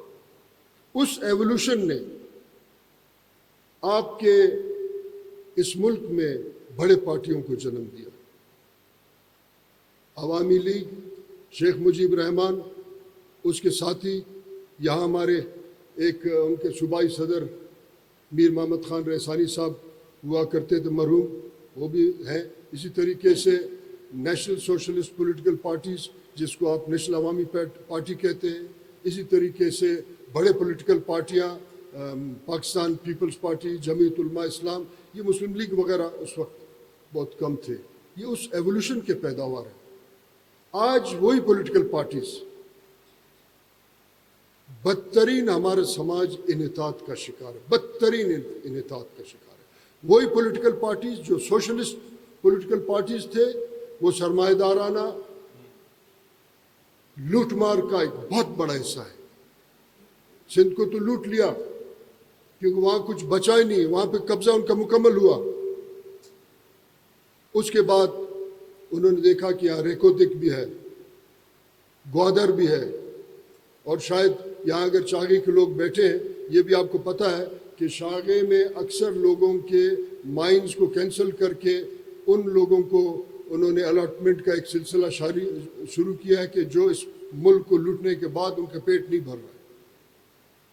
آج ہم اس دور پہ آئے. انحطاط تو آج ہے، ظلم تو آج ہے، ناانصافی تو آج ہے. ہم کو تو ایک پروسیس، ایک سفر کی طرف لے جانا تھا، مگر یہاں ہم ایک ڈی جنریٹڈ سوسائٹی سے تعلق رکھتے ہیں. جناب ڈاکٹر صاحب، آپ نے سیاسی عمل بی ایس او سے شروع کیا، آپ نے بھی واجہ. اب یہاں مجھے پتہ نہیں ہے کہ آج آپ کا بی ایس او کئی ٹکڑوں میں تقسیم نہیں، تو زوال کی طرف آپ آ گئے ہیں، انحطاط کی طرف آ گئے ہیں. وہ پولیٹیکل جو پارٹیاں جن کا سیاسی اور جو اسٹوڈنٹ ونگ ہوتے تھے، آج اتنے چھوٹے چھوٹے پارٹیوں میں تقسیم ہے. ان کے آپس کے جھگڑوں نے خود بلوچستان یونیورسٹی کو ایک فوج کا چھاؤنی بنا دیا ہے. یہ ہمارے زوال کی نشانی ہے، کیونکہ ہم ڈائلاگ نہیں کرتے. اسٹوڈنٹس کو ڈائلاگ کرنا چاہیے تھا. پولیٹیکل پارٹیز تو ویسے ماما بانجا بن جاتے 2 سیٹوں کے لیے، مگر پولیٹیکل پارٹیز نے کبھی یہ سوچا کہ ہماری یونیورسٹیوں میں ہم سب پولیٹیکل پارٹی اے پی سی بلائیں اور ان کو ہم یہ طے کریں کہ جو زوال، تعلیمی زوال، سماجی زوال، سیاسی زوال ہمارے سماج کو آج برباد کر رہے ہیں، آئیں ہم بیٹھتے ہیں، اپنے پہلا ایجنڈا ہم طے کرتے ہیں کہ اپنے اپنے یونیورسٹیوں میں ہمارے جو تنظیم ہے کس طریقے سے برخورد کریں گے. نہیں، کیونکہ انہوں نے کرسی کی طرف جانا ہے. یہاں جب لیلامی ہوئی بلوچستان کا تو سوسائٹی کی طرف سے کیا مزاحمت آیا؟ کیا سوسائٹی کے لوگوں نے، کیا عام لوگ جو ووٹ دے کے اپنے آئندہ نسلوں کا فیصلہ کسی کے ہاتھ میں دینا چاہتے، کیا انہوں نے کوئی رد عمل دکھایا؟ نہیں دکھایا، خاموش تھے، ہنس رہے ہوتے. میں روزانہ لوگوں کو بتا رہا ہوتا ہوں، وہ اسی تمام حالت پہ ہنس رہے ہوتے ہیں. یہ تو غمگین ہونے کا وقت ہے کہ آپ کا مستقبل نیلام ہو رہا ہے. یہ دکھی ہونے کا وقت ہے کہ آج جس بلوچستان میں ہم بیٹھے ہیں، جس کو ہمارا تاریخی سماجی جدوجہد نے اور ہزاروں کے تعداد میں قبائل نے اپنا خون بہا کے آج کے سرزمین کا مالک ہم بنا، وہ تو ہمارے ہاتھ سے نکل گیا ہے. کیا سیاسی عمل آپ کے ہاتھ میں نہیں ہے؟ کیا تعلیمی ادارے آپ کے ہاتھ میں نہیں ہے؟ جس گوادر کا نام لیا جاتا تھا، ایک دفعہ بلوچستان یونیورسٹی میں ایک مذاکرہ ہوا، اس میں بھی گیا. وہاں وائس چانسلر صاحب نے کہا 8 لاکھ نوکریاں، یعنی لوگوں نے بڑی تالیاں بجائی. کیا آپ اپنے سرزمین میں صرف نوکریوں کے لیے تالی بجاتے ہیں؟ اس کے تو مالک آپ کو بننا چاہیے تھا. پھر ہمارے سوشل میڈیا میں ایک بھرپور مہم چلتا ہے، اور اس مہم کو میں سمجھتا ہوں کہ یہ کولونیل پولیٹیکل پروجیکٹ کے تحت چلایا جاتا ہے، اور ہمارے نوجوان بھی اس کو چلا رہے ہوتے ہیں۔ انہوں نے کبھی سوچا کہ یہ غلط ہے؟ یہ کہا جاتا ہے گوادر کے ایئرپورٹ بک گیا، آپ 2-3 ہزار کے ایکڑ کے گوادر کے ایئرپورٹ کے لیے تو آواز اٹھاتے ہیں، کیا بلوچستان نہیں بکا؟ آپ کے ہاتھ میں کون سی چیز ہے؟ پولیٹیکل پارٹیاں گلی کوچوں، یونیورسٹی، سماجی اداروں کے اندر، کالجز کے اندر بنتے، گاؤں میں بنتے یا سرینا میں بن رہے ہیں۔ اس سرینا میں بنے ہوئے پارٹیز یا پھر اسی طریقے سے کرنل ہاشم یا بریگیڈیئر خالد فراڈ کے بنائے ہوئے پارٹیوں کے خلاف کوئی رد عمل نہیں آیا۔ اس کو انحطاط کہتے ہیں، سماجی سیاسی انحطاط۔ یہ رد عمل ہے، اوپر سے لے کر نچلے طبقے تک کوئی بھی نہیں کہتے سماج کو ہم ٹھیک کرنے میں اپنا کردار ادا کریں، سب کہتے ہیں اسی گند کے اندر ہمارا ایڈجسٹمنٹ کیسے ہو۔ سب ایڈجسٹ ہو گئے، سب کو ایڈجسٹ کر دیا، یہ زوال ہے۔ رد عمل نہیں آیا، اس کا رد عمل آنا چاہیے تھا۔ ان جعلی لیڈرشپ کے خلاف ایک پولیٹیکل سوشل بائیکاٹ آنا چاہیے تھا۔ ہمارے ایک ساتھی کسی نام نیاد M N A M P A کے گھر گئے، میں نے اس کو کہا، اس جعلی شخص کے پاس آپ گئے، اس کو مبارکباد بھی دیا ہوگا؟ اس نے کہا، میں نے کہا قومی چوری کا، ڈکیتی کے مبارکباد کا کیا کیا جواز بنتا ہے؟ کیونکہ ہم ایک اخلاقی زوال، قومی زوال کی طرف ہم جا رہے ہیں، ہم اس بربادی کی طرف جا رہے ہیں کہ جس کا آئندہ نسل شاید تصور بھی نہیں کر سکی۔ یعنی ہم ان چوروں کو، سائیکل چور کو تو آپ ابھی جا کے سڑک پہ خوب مار مار کے اس کا بیک نکالتے ہیں، پھر بڑے فخر بھی کہتے ہیں کہ ہم نے اس کا بڑا علاج کیا، تھانے میں بھی دے دیا، اور پھر تھانے دار اتنا کرپٹ ہے اسے چند ہزار روپے لے کے اس کو چھوڑ دے گا، مگر ہم خزانے چور کو جا کے مبارکباد دے رہے ہوتے ہیں، جناب میر صاحب، فلانا صاحب، آپ کو بہت مبارک ہو۔ میں نے اس دوست کو کہا، آپ اس سیٹ چور کو، خزانے چور کو، مینڈیٹ چور کو، جو اجتماعی قومی مینڈیٹ کو چوری کر رہا ہے، آپ اس کو مبارکباد دے کے اس کے چوری کو اخلاقی طور پہ جائز کراتے ہیں۔ اگر ہم یہ سوچتے کہ یہ مینڈیٹ ہمارا اجتماعی قومی ہے تو پھر ہم قطعاً ایسے لوگوں کے ساتھ تعلق نہیں رکھتے، ہم ان کے ساتھ قطع تعلق کرتے اور ان کے خلاف جدوجہد کرتے۔ اس کو زوال کہا جاتا ہے۔ اس سے زیادہ زیادتی اور ظلم نہیں ہوتا ہے کہ جہاں پولیٹیکل پارٹیز آپ کا دروازہ کھٹکھٹائیں، وہ سرینا کا دروازہ کھٹکھٹائیں،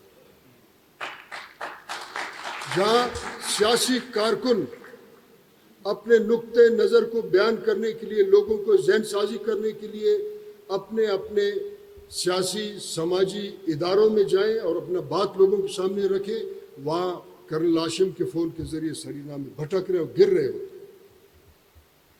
یہ آپ کا زوال ہے، اس سے بدترین زوال آنے والا ہے۔ اس سے اتنے بدترین دن آنے والے ہیں کہ آئندہ نسل ہمارے قبروں پہ بھی لعنت بھیجے گا اگر ہم ایک دفعہ پھر ایک لکیر کھینچ کے اپنے اصولوں کا تعین نہیں کیا۔ آج ہم نے اصولوں کا تعین چھوڑ دیا ہے، خوش ہوتے ہیں کہ بھائی فلانا خان بن گیا، چلو شاید ہمارے بیٹے کی نوکری پہ۔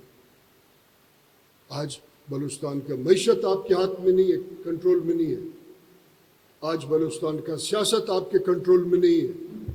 بلوچستان کے تعلیمی ادارے آپ کے کنٹرول میں نہیں ہیں۔ بلوچستان کے تھانے لیلام ہو رہے ہیں، اور اس کو کہتے ہیں colonial political project, colonial administrative project. کیوں؟ کیونکہ کالونیز اس طریقے سے ٹریٹ ہوتے ہیں جہاں ڈرگز کو باقاعدہ طور پہ ریاست کے پالیسی کے ذریعے سماج میں لے جایا جاتا ہے، جہاں کرمنلز کو پیٹرنائز کیا جاتا ہے۔ یہ کالونیل پروجیکٹ ہے۔ کیا ہمارے آپ کے سماج میں پولیٹیکل ورکر کے لیے کوئی دروازہ کھلا ہے؟ نہیں، تھوڑا تھوڑا شیئر سب کو دے دیا، اور وہ اس پہ مطمئن ہو گئے, ان کے کارکن بھی مطمئن ہو گئے. اگر آپ کارکن تھے تو اس کرپٹ نظام کے خلاف آپ کا رد عمل آنا چاہیے تھا. آپ گھر میں بیٹھے, یہ زوال ہے ایک سوسائٹی کا. آپ نے رد عمل اپنے پارٹی کے اداروں میں نہیں دیکھا, یہ زوال ہے پولیٹیکل پارٹیز کا. آپ کا لیڈرشپ نے ایک ایک سیٹ کے لیے اپنا گزارا کر لیا, یہ زوال ہے ہمارے سماج کا. اس کو ڈی جنریشن کہا جاتا ہے. یہ ڈی جنریٹ ہوا ہمارا سوسائٹی, یعنی جہاں کرمنلز کو باقاعدہ طور پر پیٹرنائز کیا جاتا ہے. آپ کہتے ہیں کہ جناب اتنا سیاسی عمل ہے اور فلانا, ہم پہلے تو بڑا وہ تھا جب بلوچ قومی جو ہے نظم تشکیل پا رہا تھا, آج تو ہم بڑے آزاد ہو گئے. اچھا آزاد ہو گئے, کس پولیٹیکل پارٹی کے لیے سیاسی کارکن کا دروازہ کھلا ہے؟ آپ نے سینٹ کا الیکشن, کس نے سب کو اچانک بٹھایا اور سب بس برابر کے شیر لے کے بیٹھے؟ میں عام سیاسی کارکن سے یہ سوال کرتا ہوں, میں نوجوانوں سے, یونیورسٹی کے اسٹوڈنٹ سے سوال کرتا ہوں, یہ جو بندر بانٹ ہوا سیاسی, کیا آپ نے کبھی ان سے پوچھا؟ کیا آپ نے اپنے قلم سے لکھا؟ آپ تو گوادر کے 2-3 ہزار ایکڑ ایئرپورٹ پہ تو بہت سارے بھیج دیتے, بس یہ ہو گیا بس پورا بلوچستان بک گیا. آپ کو یہ احساس نہیں ہے, ایئرپورٹ پہ بات کرتے ہیں. بریگیڈیئر خالد فراڈ کا پارٹی باپ بنتا ہے, اس میں ٹھیکیدار ZKB کو جگہ ملتا ہے. سیاسی عمل میں اس کا 1 سیکنڈ بھی, ہاں اس کے پیسے لگے ہوں گے, مگر اسی ZKB کے لیے جمعیت کا بھی دروازہ کھلا ہے. باپ پارٹی انوار الحق کو تو سینیٹر بناتا ہے, مگر اسی انوار الحق جس نے $280 بلین گندم کا گھوٹالہ کیا, اس کے لیے پیپلز پارٹی کا پھر دروازہ کھلا ہے. ابھی تک اس کرسی سے ہٹا نہیں ہے, پھر جا کے وہاں بھی ایڈجسٹ ہو گیا. اسی طریقے سے کچھ لوگ یہاں MPA بنے, پھر سینیٹر بنے, پھر آج ہمارے سر پہ وزیر اعلیٰ بھی بنے. کیا آپ کے اختیار میں تھا یہ سب کچھ؟ اس کا مطلب ہم ایک زوال پذیر سماج ہے اور اپنے کبھی بھی اپنے احتساب نہیں کیا ہے. ایک پروجیکٹ بنتا ہے نالے کے پار, اور پروجیکٹ ڈکٹیشن کے بنیاد پہ عمل کرتے ہیں تمام پولیٹیکل پارٹیز. میں پاکستان کا ایک بات مثال دوں آپ کو, روزانہ 17,300 بچے پیدا ہوتے ہیں. ہر سال ہم نے 20,000 اسکول بنانے ہوتے ہیں, کیونکہ کرپٹوں کو ہم نے بٹھایا, ہمارے پاس کوئی پلاننگ نہیں. ہم چپ کر کے بیٹھتے ہیں اور ہنستے ہیں, اور ہم گوادر کے اوپر بات کرتے ہیں. کیا ریکودک نہیں بکا؟ کیا ہمارا مستقبل نہیں ریکودک؟ $300 بلین کے ریکودک پہ خاموش رہے. پہلے پولیٹیکل پارٹیز قومی حقوق پہ ان کا کوئی کمپرومائز نہیں تھا. مسائل پہ کہیں نہ کہیں اگر کوئی بات چیت ہوتا کسی پہ, ایشوز پہ, اس پہ گیو اینڈ ٹیک ہوتا تھا. آج ایشوز کو آپ کا مجبوری بنا کے, نالی اور فلانا اور نلکا اور گیس کا پائپ, ان کو آپ کا مجبوری بنانے کے بعد قومی حقوق پہ وہ کمپرومائز کر کے اسمبلی میں جا کے بیٹھتے ہیں. اس کو انحطاط کہا جاتا ہے. یہ قومی زوال ہے, یہ سیاسی زوال ہے. اس کے شکل میں, کرپٹ لوگوں کے شکل میں معاشی زوال ہے. آج آپ جس چینل کو کھولیں گندم کا بات ہے, تو پھر کیئر ٹیکر حکومت نے کو کون سے اختیار تھا کہ $280 بلین کا گندم امپورٹ کرے؟ کیونکہ یہاں آج کل ایک زوال پذیر سماج میں ہم رہتے ہیں, اور وہ زوال پذیر سماج بک رہا ہوتا ہے. تو سینیٹر صاحب کے لیے, باپ کا بھی سینٹ میں بڑے اس کے لیے دروازے کھلے تھے, لوگوں کے دل بھی کھلے تھے. آج پھر سینٹ میں بیٹھا ہوا ہے, اس نے کہا چلو خرید لو, اس نے خرید لیا. مگر مجھے یقین ہے اکاؤنٹیبلٹی نہیں ہوگا. مجھے بالکل یقین ہے, میرا ایمان اس شخص کو کچھ نہیں ہوگا, کیونکہ اس کے کسی کے سرپرستی میں یہ سب کچھ ہوا ہے. اس کو انحطاط کہتے ہیں. اس کو سماج کا زوال کہتے ہیں, اس کو سیاسی زوال کہتے ہیں.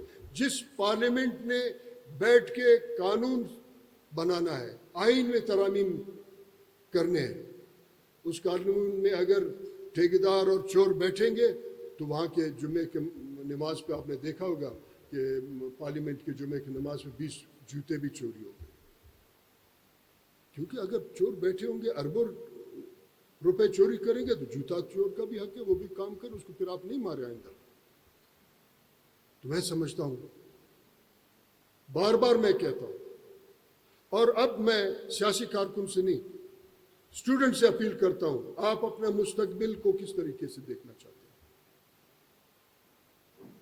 تعلیم یافتہ وہ طبقہ جو ان تمام معاملات سے پریشان ہے, اپنا رد عمل, سیاسی رد عمل دکھائے. یہاں بتایا جاتا ہے, پہلے جو ہے جب سرداروں نے قومی اور صوبائی اسمبلی میں الیکشن جیتے تو پھر ریاست پاکستان اپنے کالونیل پولیٹیکل پروجیکٹ کے تحت ہمارے قومی جدوجہد کو انہوں نے کہا کہ یہ طبقاتی ہے. پھر ایک طبقہ کریٹ کیا, اس طبقے نے کہا کہ نہیں, ہمارا قومی جدوجہد نہیں, طبقاتی ہے. آج اس کریٹڈ طبقے کے تحت حکمرانی چل رہا ہے. اب تو پھر ریاست پاکستان آئندہ آپ کو کہے گا, بلوچستان کے لوگ پہلے سرداروں نے لوٹا, اب مڈل کلاس طبقے نے لوٹا, پھر کہے گا آپ نااہل ہیں, اب ہم اس کو ڈائریکٹ چلائیں گے, پھر سے 1 یونٹ لگے گا. اب عملاً 1 یونٹ ہے, مگر ایک جعلی سیاسی عمل کے تحت ایسے ایک ڈرامہ بازی کا ایک اسمبلی کو تشکیل دیا جاتا ہے, پھر ڈائریکٹ 1 یونٹ لگے گا. کیوں؟ کیونکہ آپ اپنے سرزمین کا مالک ہی نہیں کرتے. ایک ویڈیو چلتا ہے, لاوارث بلوچستان. اب کون چلاتا ہے؟ آپ بھی چلاتے ہیں. جو بھی بھائی, آپ وارث نہیں ہے کیا اس کا؟ ہر شخص اپنے وطن کا وارث ہے. آپ کے باپ دادے نے بھی دلی اور ڈیرہ اسماعیل خان اور سندھ اور چابہار, سیستان اور قندھار میں اپنے سرزمین کی دفاع کے لیے قربانی نہیں دیا. آپ کیوں وارث نہیں بنتے؟ کیونکہ ہم کو سیاسی عمل سے ہٹا کے سیاسی عمل پہ کرپٹ ٹھیکیدار ٹائپ کے لوگوں کو, چاپلوسوں کو, چمچوں کو بٹھا دیا گیا. لاوارث نہیں ہے کیا؟ جس کو جہاں جگہ نہیں ملا, کوئی نیمروز سے آ کے مکران کا ایم این اے بنا, اس کے خلاف کوئی رد عمل نہیں آیا. کوئی سرباز سے آ کے وہاں کے ایم پی اے بنا, کسی کو 4 سدے سے لا کے ہمارے سر پہ بٹھایا گیا, کوئی ڈیرہ اسماعیل خان سے آ کے ہمارے سر پہ بٹھایا گیا. پھر رات کے اندھیرے میں تمام پارٹیاں جب ایک دوسرے کو برا بھلا کہہ رہے تھے, رات کے اندھیرے میں شاید ان کو اکٹھا کیا گیا, بس بندر بانٹ ہوئے. قومی وطن ہے, جس طریقے سے ہم نے صدیوں اس کا دفاع کیا ہے, اب بھی ہمارے پاس یہ امتحان ہے کہ ہم زوال پذیر ہو کے ایک کالونی کی طرح زندگی گزاریں, غلاموں کی طرح زندگی گزاریں, یا پھر ہم سوچیں کہ اس کے اختیار زمین کا اور سیاست کا اور وسائل کا, اس کے سماجیات کا, اس کے فیصلے کا کس کے پاس اختیار ہونا چاہیے. میں قطعاً کسی چینج, کسی ایولیوشنری چینج کے خلاف نہیں ہوں, مگر جو کالونیل پولیٹیکل پروجیکٹ کے تحت چینج ہے, میں اس کا مزاحمت کروں گا. وہ ہمارے مفاد میں نہیں ہے. وہ اس سرزمین کو آج وہاں پہنچا چکا ہے جس کو جہاں پہ کوئی سیاسی لاوارث ہمارے صوبے میں سندھ سے بھی لا کے لوگوں کو ایم پی بنا دیا گیا. اگر ہم پورا دن یا اپنے موبائل میں دیکھتے رہے یا کسی جگہ بیٹھے رہے اور ایک دفعہ سوچے نہیں اور اپنا احتساب نہیں کریں,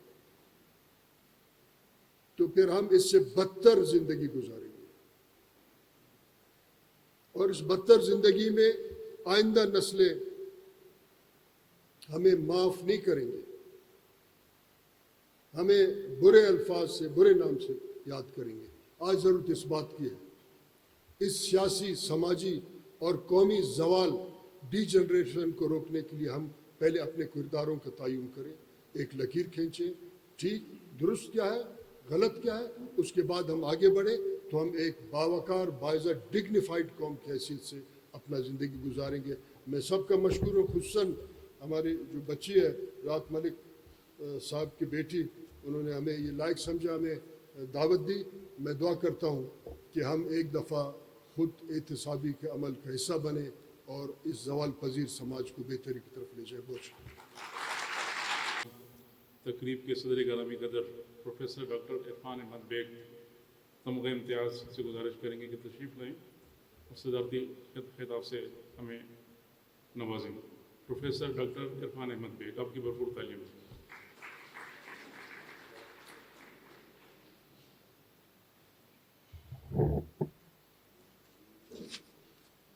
शुरू अल्लाह के नाम से जो बड़ा मेहरबान नहायत रहम वाला है। मैं तो आया था एक मज़मून लिख कर और बड़ी मेहनत से, और तवील मज़मून था कि वो पढ़ूंगा, लेकिन यहाँ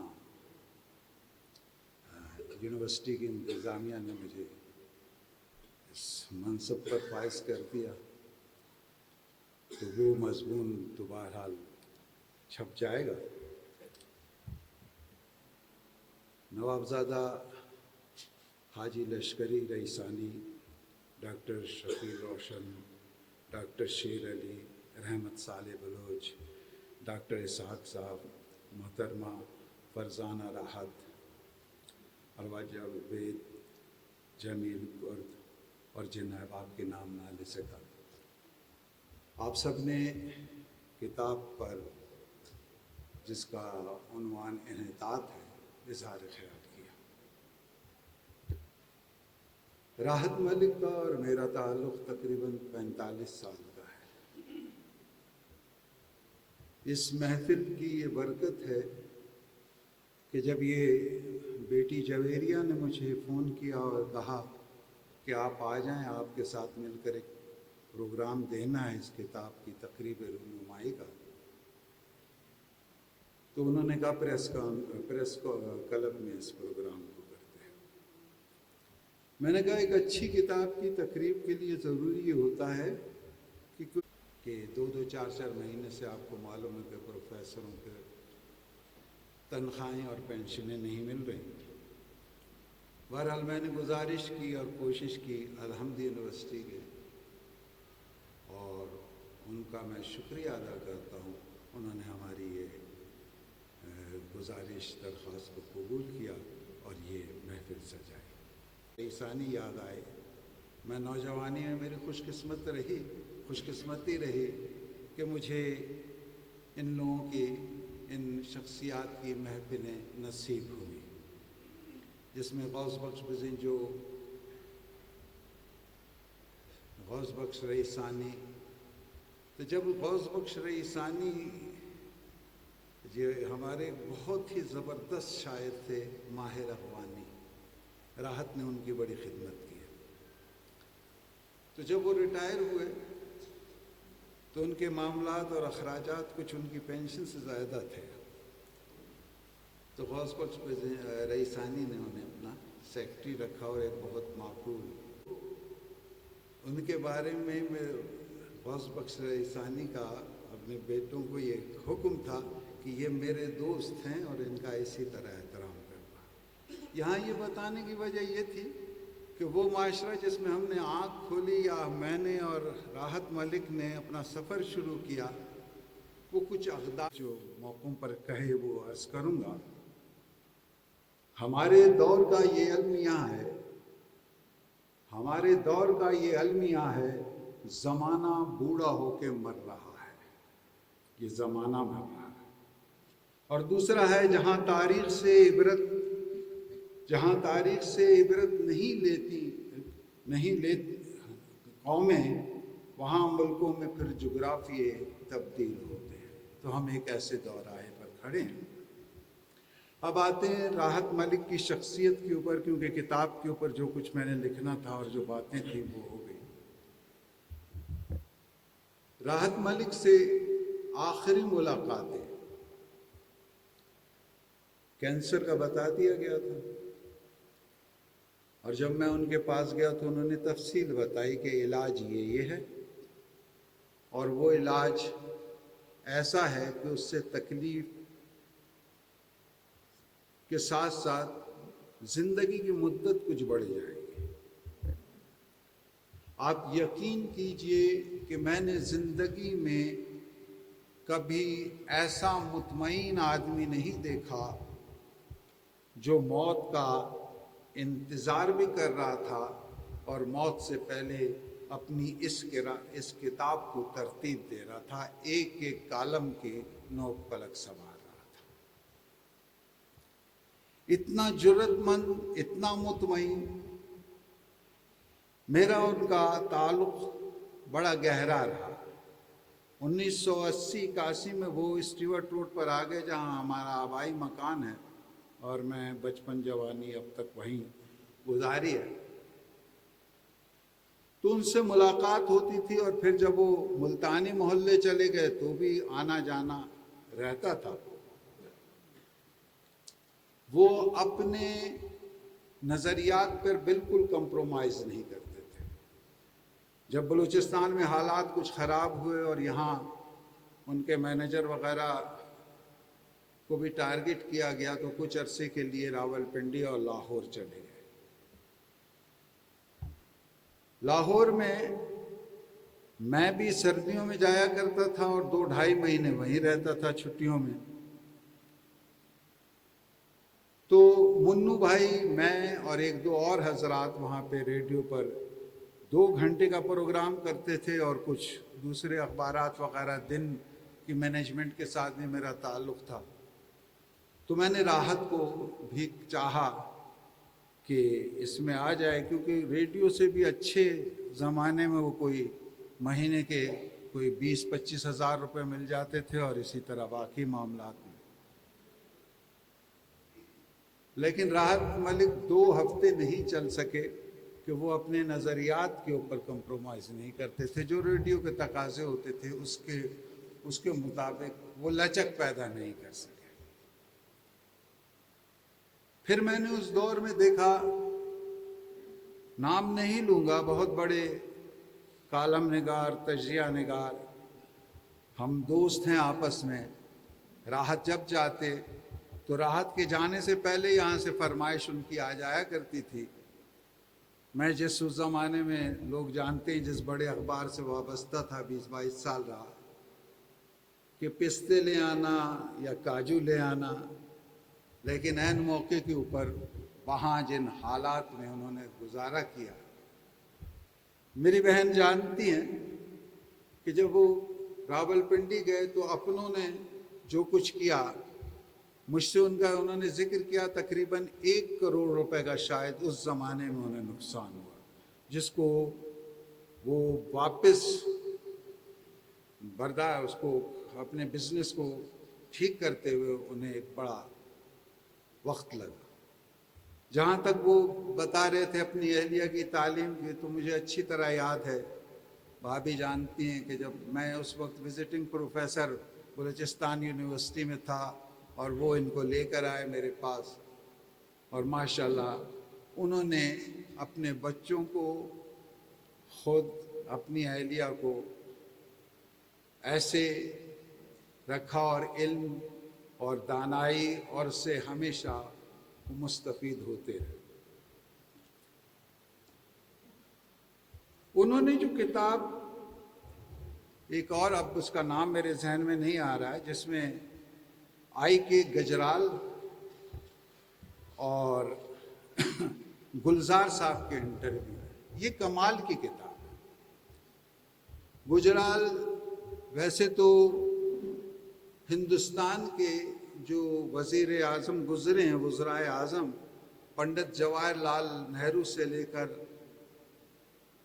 شاید پچھلے وزیر اعظم تک، مودی کا میں ذکر نہیں کروں گا، وہ تمام کے تمام اچھے خاصے دانشور اور بہت اچھا زاویہ نگاہ رکھتے تھے، اور جس طریقے سے کہ کوئی، اس میں میرا خیال ہے کتاب کے کوئی 70 یا 75 صفحات ہیں جس میں گجرال کا انٹرویو انہوں نے رکھا ہے۔ اور میں دعوے سے کہتا ہوں، اس وقت بھی میں نے اس کتاب پر جب تحریر کیا تھا، کہ شاید انڈیا کا بھی کوئی صحافی، کوئی دانشور گجرال صاحب سے اتنی اچھی گفتگو اس وقت تک نہ کر سکا۔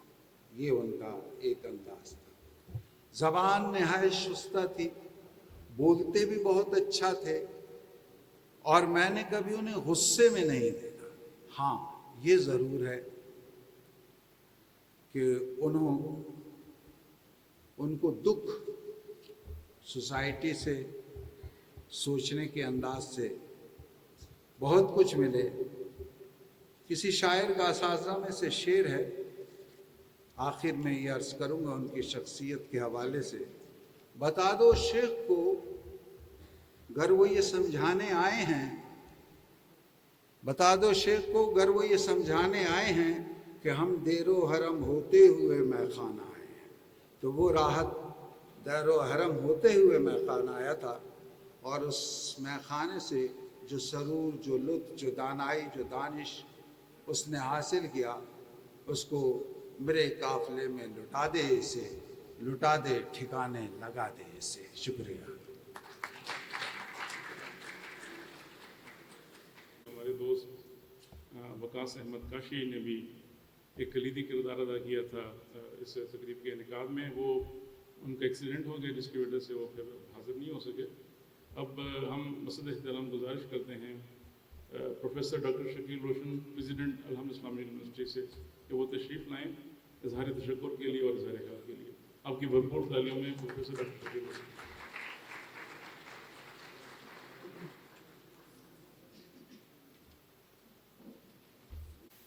اعوذ باللہ من الشیطان الرجیم، بسم اللہ الرحمن الرحیم، الحمدللہ رب العالمین۔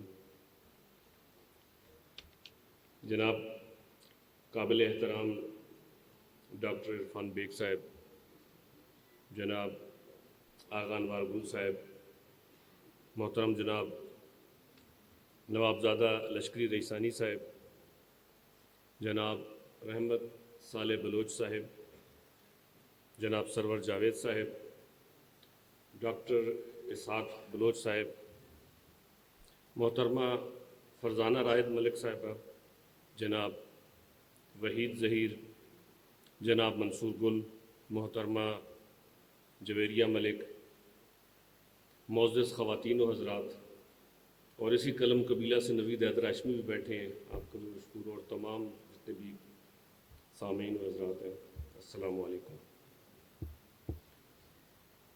الحمد اسلامک یونیورسٹی کے لیے امر باعث مسرت ہے کہ ہم ممتاز دانشور، ادیب اور صحافی جناب راحت ملک کی تصنیف انحطاط کی تقریب پذیرائی میں شریک ہیں۔ میں تمام معزز مہمانان گرامی کا ممنون ہوں کہ انہوں نے اس اہم تقریب میں شرکت فرمائی۔ جناب راحت ملک ایک اہم دانشور، ادیب اور صحافی ہیں، اور آپ کی 4 فکر انگیز تصانیف شائع ہو چکی ہیں۔ جناب راحت ملک صاحب کے سیاسی نقطہ نظر سے اتفاق ضروری نہیں، لیکن ان کی دانش اور بصیرت کا ایک زمانہ قائل ہے۔ انہوں نے اپنی مذکورہ تصنیف انحطاط میں ملک کے سیاسی اور سماجی مسائل کے حل کی ایک تصویر پیش کی۔ آپ لکھتے ہیں کہ سیاسی استحکام کے بغیر ملک میں معاشی ترقی اور ملکی سرمایہ کاری کیسے ممکن ہوگی؟ قرضوں اور امداد کے سہارے روزمرہ کے سرکاری امور انجام دینے والے ملک کے لیے روشن و خوشحال مستقبل کے کتنے امکانات ہوں گے؟ تیزی سے بڑھتی آبادی اور اسی رفتار سے انحطاط پذیر معیشت کروڑ ہا افراد کو تعلیم، صحت و روزگار کے مواقع مہیا کر سکے گی؟ ایڈھاکزم پر معیشت چلانے کا ناکام تجربہ بیرونی قرضے ہیں، جن کی ماسود ادائیگی، محدود وسائل وغیرہ پیداواری معیشت کب تک اور کیسے ملک چلا پائے گی؟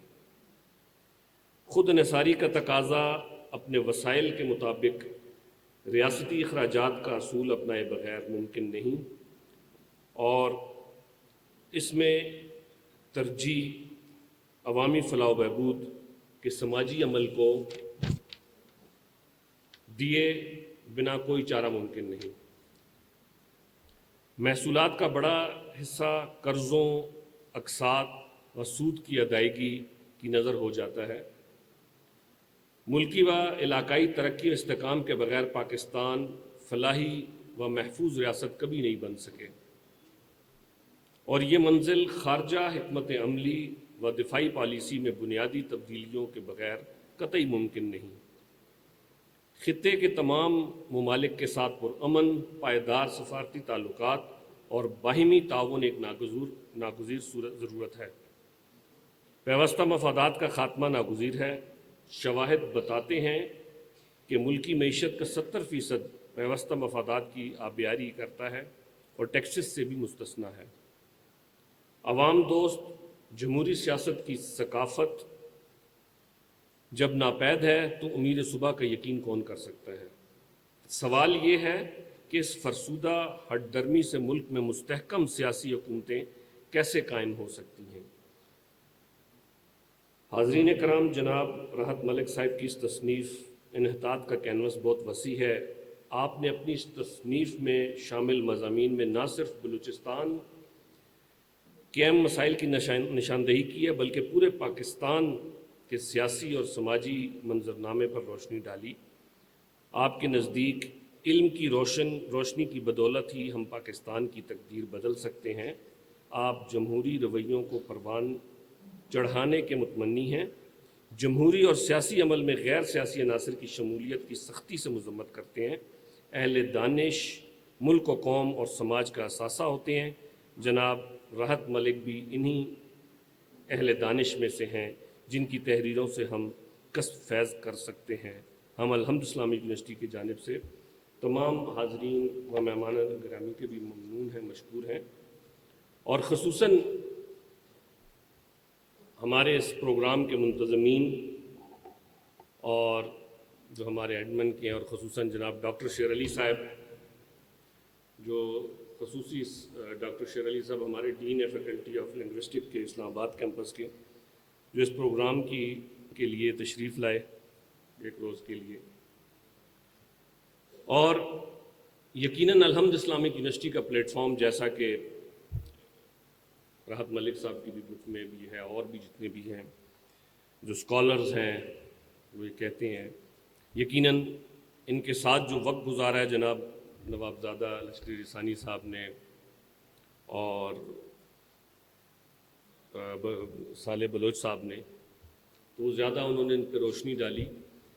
میں الحمد کے حوالے سے کچھ کہنا چاہوں گا کہ الحمدللہ آج یہ جو بک کی رہنمائی ہے، جناب عرفان بیگ صاحب، آپ نے کہا کہ اس وقت یونیورسٹیوں کا حال یہ ہے کہ وہ جو بھی معاملات ہیں، چاہے وہ فائنینشیل میٹرز ہیں، جو بھی ہیں، لیکن میں ایک چیز آپ کو کہنا چاہوں گا کہ الحمد کا الحمدللہ یہ ٹر رہا ہے، چاہے وہ اسلام آباد کیمپس ہے، چاہے وہ کوئٹہ کیمپس ہے۔ ہم نے بہت ساری انٹرنیشنل کانفرنسز کروائی ہیں مختلف ٹاپکس پہ، اور ہمیشہ یہ ہر تقریباً ماہ میں یہ ہوتی رہتی ہیں۔ ایون گزشتہ رمضان میں ہم نے ایک انٹرنیشنل کانفرنس کرائی، جناب ڈاکٹر شیر علی صاحب نے ہی اس کو آرگنائز کیا اور مینیج کیا، اور اس میں پورے دنیا سے اسکالرز تھے۔ میں یہ کہنا چاہوں گا کہ ہمارا جو الحمد اسلامک یونیورسٹی کا یہ پلیٹ فارم ہے، یہ آڈیٹوریم ہے، یا اسلام آباد کیمپس خصوصاً بلوچستان کا، یا ہمارے اسی طرح نساء یونیورسٹی نساء انسٹیٹیوٹ کا جو آڈیٹوریم ہے، یہ ہمیشہ اس طرح کی تقریبات سے، اس طرح کی ایکٹیویٹیز سے ہمیشہ یہ آباد رہتا ہے۔ آج سے گزشتہ پچھلے ہفتے ہم نے 3 پروگرام یہاں کیے۔ ایک ہمارا ایک سیاسی کانفرنس تھی جو گراس روٹ لیول پہ مختلف تنظیموں کی، مختلف سیاسی پارٹیوں کے وہ تھا، تو نوابزادہ صاحب نے اے پی سی اور ان کا جو ذکر کیا وہ تو اوپر کی بات ہے نا، میں یہ سمجھتا ہوں کہ شاید ہی اس سے کچھ ہو، لیکن ہم نے یہاں گراس روٹ کا جو ہے ایک سیمینار رکھا اور بڑا اچھا اس کا رزلٹ آیا۔ اسی طریقے سے ہم نے نوجوانوں کا ایک اور سیمینار کیا، ان کی ٹریننگ کا اور تربیت کا اور معاشرے کے جو چیلنجز ہیں ان کے حوالے سے۔ پھر اسی طرح کل ایک سیمینار تھا آئی ایس پی آر کے، اس سے انہوں نے تعاون سے کیا، ایک بہت بڑا الحمدللہ سیمینار ہوا۔ تو ہمارا یہ آڈیٹوریم اور یہ جو ہمارا جو ادارے ہیں، یہ اس کا جو پلیٹ فارم ہے الحمد کا، یہ اسی مقصد کے لیے اور اسی مقصد کے لیے انشاءاللہ آباد رہتا ہے۔ ہم نے باقاعدہ اپنا ہمارا تھنک ٹینک ہے ون نیشن ون ویژن کے نام سے، جہاں جس کے زیر سایہ یا جس پلیٹ فارم سے اکثر فکری نشستیں ہوتی رہتی ہیں اور ادبی محفلیں بھی ہم نے اسی طرح کروائیں، اور سب سے بڑی بات آج کتاب کے حوالے سے ہے اور کتاب کے حوالے سے یہ تقریب رونمائی ہے، تو میں یہ کہنا چاہوں گا یقیناً جو آپ نے بات کی ہے بڑا لمحہ فکریہ ہے کہ کبھی جناح روڈ پہ کتابوں کے بڑے خوبصورت بک سٹالز اور دکانیں ہوتی تھیں، آج وہیں بڑے ایئر کنڈیشن جوتوں کی دکانیں ہیں۔ یہ ہمیں ہمارے جو ہے نا معاشرے کی ذہنیت بتاتے ہیں، لیکن ساتھ ساتھ جیسا نوابزادہ صاحب آپ نے ماشاءاللہ ایک تحریک اٹھائی ہوئی ہے اور یقیناً ہم بڑے متاثر ہیں اس سے، کتاب دوست تحریک، تو میں یہ کہنا چاہوں گا کہ ہمارے جو پلیٹ فارم ہے جیسے نساء میں ہے، نساء میں ہماری لائبریری جو ہے ماشاءاللہ بڑی اچھی، اس میں ایک کتابوں کی تعداد ہے، وہ صرف ہمارے اسٹوڈنٹس کے لیے نہیں ہے، تمام خواتین کے لیے، تمام بچیوں کے لیے ہر وقت وہ اوپن رہتی ہے اور وہاں کوئی بھی کسی بھی وقت آ کر وہاں بیٹھ سکتے ہیں، پڑھ سکتے ہیں۔ اور دوسرا ہماری یہاں الحمد اسلامک یونیورسٹی کی جو لائبریری ہے ماشاءاللہ کافی بڑی لائبریری ہے، یہاں ہم نے ایک تو اسٹوڈنٹس کے لیے ہے ہی، لیکن ہم نے 5 بجے کے بعد اس کو عام پبلک کے لیے ایز اے ممبر اوپن کیا ہوا۔ تو یہ میں یہاں اس لیے بتانا چاہتا ہوں کہ آپ کو بھی پتہ لگے اور آپ اس تحریک کو لے کے چلتے رہتے ہیں، اس لیے آپ کو بھی پتہ ہو اور یہ آگے بھی ہو کہ 5 بجے کے بعد الحمدللہ تقریباً ہر قسم کی بکس اور وہ بڑے بہترین ماحول میں ان کو یہاں بیٹھ کے پڑھنے کا اور اس کا موقع ملتا ہے۔ یہ الحمدللہ ہم نے الحمد نے اس چیز کو لی ہے۔ دوسرا میں یہ سمجھتا ہوں کہ اس وقت ہماری جو یونیورسٹیاں ہیں، یونیورسٹیوں کا مطلب یہ ہے کہ ہم ایک ڈگری کے پیچھے جاتے ہیں، ایک کاغذ کے ٹکڑے کے پیچھے جاتے ہیں۔ یہ یونیورسٹی کا مقصد یہ نہیں ہوتا کبھی بھی۔ ڈگری اور کاغذ کے ٹکڑے تو آج کل آپ کو پتا آن لائن کتنے ہو گئے ہیں، یہاں بیٹھ کے آپ آکسفورڈ کا سرٹیفکیٹ ڈگری لے سکتے ہیں، بہت کچھ لے سکتے ہیں۔ یونیورسٹیوں کے اندر آنے کا مطلب ہے، یونیورسٹیوں کے ماحول میں داخل ہونے کا مطلب ہے، اس کی فضا میں رہنے کا مطلب ہے کہ آپ کی زندگی میں تبدیلی کیا آئی، آپ نے کس چیز پہ ریسرچ کی، آپ نے کیا سیکھا، تاکہ آپ معاشرے میں جا کر اس کو امپلیمنٹ کر سکیں، اس کے عکس سے معاشرہ فائدہ مند ہو سکے اور آپ ایک شجر سایہ دار اور شجر پھلدار بن سکیں۔ اسی طرح یہ ریسرچ ایکٹیویٹیز میں یہ سمجھتا ہوں ہماری یہاں خصوصاً بلوچستان میں اس کا فقدان ہے۔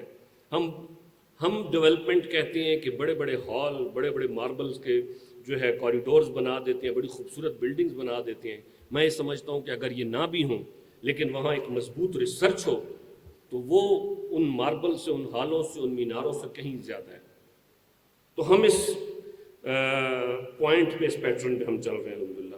اسی طرح دوسرا جو نوجوان ہمارے جب تیار ہوتے ہیں یونیورسٹی سے، جو گریجویٹ ہیں، ان کو CSR ایکٹیویٹیز میں بڑھ چڑھ کے آگے آنا چاہیے۔ معاشرے میں اس وقت اگر ضرورت ہے، میں یہ سمجھتا ہوں معذرت کے ساتھ اس وقت معاشرے کو لیڈر کی نہیں رضاکار کی ضرورت ہے۔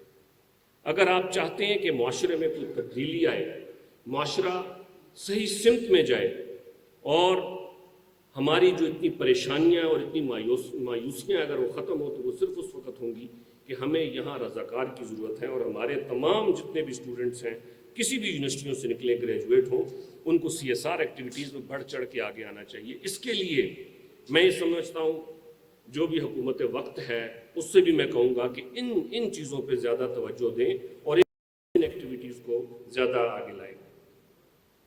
باقی یقیناً راحت ملک صاحب نے کتاب لکھی، آج وہ نہیں، اللہ تعالیٰ ان کی مغفرت کرے۔ میں ہمیشہ کہتا ہوں کہ زندگی جو ہے وہ عمر کی قید میں ہوتی ہے، یا یہ جسم جو ہے یہ عمر کی قید میں ہوتا ہے، چاہے وہ 50 سال ہو، 60 سال ہو، 100 سال ہو، آخر جانا ہوتا ہے۔ لیکن آپ کی باتیں، آپ کے نظریات، آپ کے مقاصد جو ہیں وہ ہمیشہ صدیوں رہتے ہیں، بلکہ شاید ہمیشہ زندہ رہتے ہیں۔ تو اس لیے ہمیں ایسے لوگ یقیناً تیار کرنے چاہیے، اور ایسے لوگ ہمارا اثاثہ ہیں اور اثاثہ ہونا چاہیے جو صرف اپنے لیے نہیں، اپنی زندگی تک کے لیے نہیں، بلکہ وہ ایسے نظریاتی لیول پہ کام کریں، ایسی نظریاتی سطح پہ وہ ایک تبدیل کریں معاشرے میں، ایک نئی جہت دیں جو صدیوں یاد رکھی جائے. اور میں یہ سمجھتا ہوں اس وقت ہمارے بلوچستان کو، پورے پاکستان کو، لیکن خصوصاً بلوچستان کو اس کی اشد ضرورت ہے. اس کے ساتھ ہی میں تو صرف شکریہ کلمات کے لیے آیا تھا، لیکن ایک موقع جان کے، تو کہتے ہیں استاد تو جب کھڑا ہو تو پھر لیکچر سٹارٹ ہی ہو جاتا ہے، تو موقع جان کے میں نے کہا چلے. تو آخر میں آپ تمام کا بہت ممنون ہوں، مشکور ہوں، خصوصاً آپ مہمانان گرامی کا، اور رات ملک صاحب کی فیملی کا بھی، کہ انہوں نے اتنا پیارا پروگرام دیا. ہمارے دروازے، الحمد کے دروازے کتاب دوست کے لیے، کتابوں کے لیے، کتاب کی ایکٹیویٹیز کے لیے شب و روز کھلے ہیں. اس کا کوئی وقت نہیں ہے، کوئی چھٹی نہیں ہے، کوئی کچھ نہیں ہے. بہت بہت شکریہ جزاک اللہ خیر.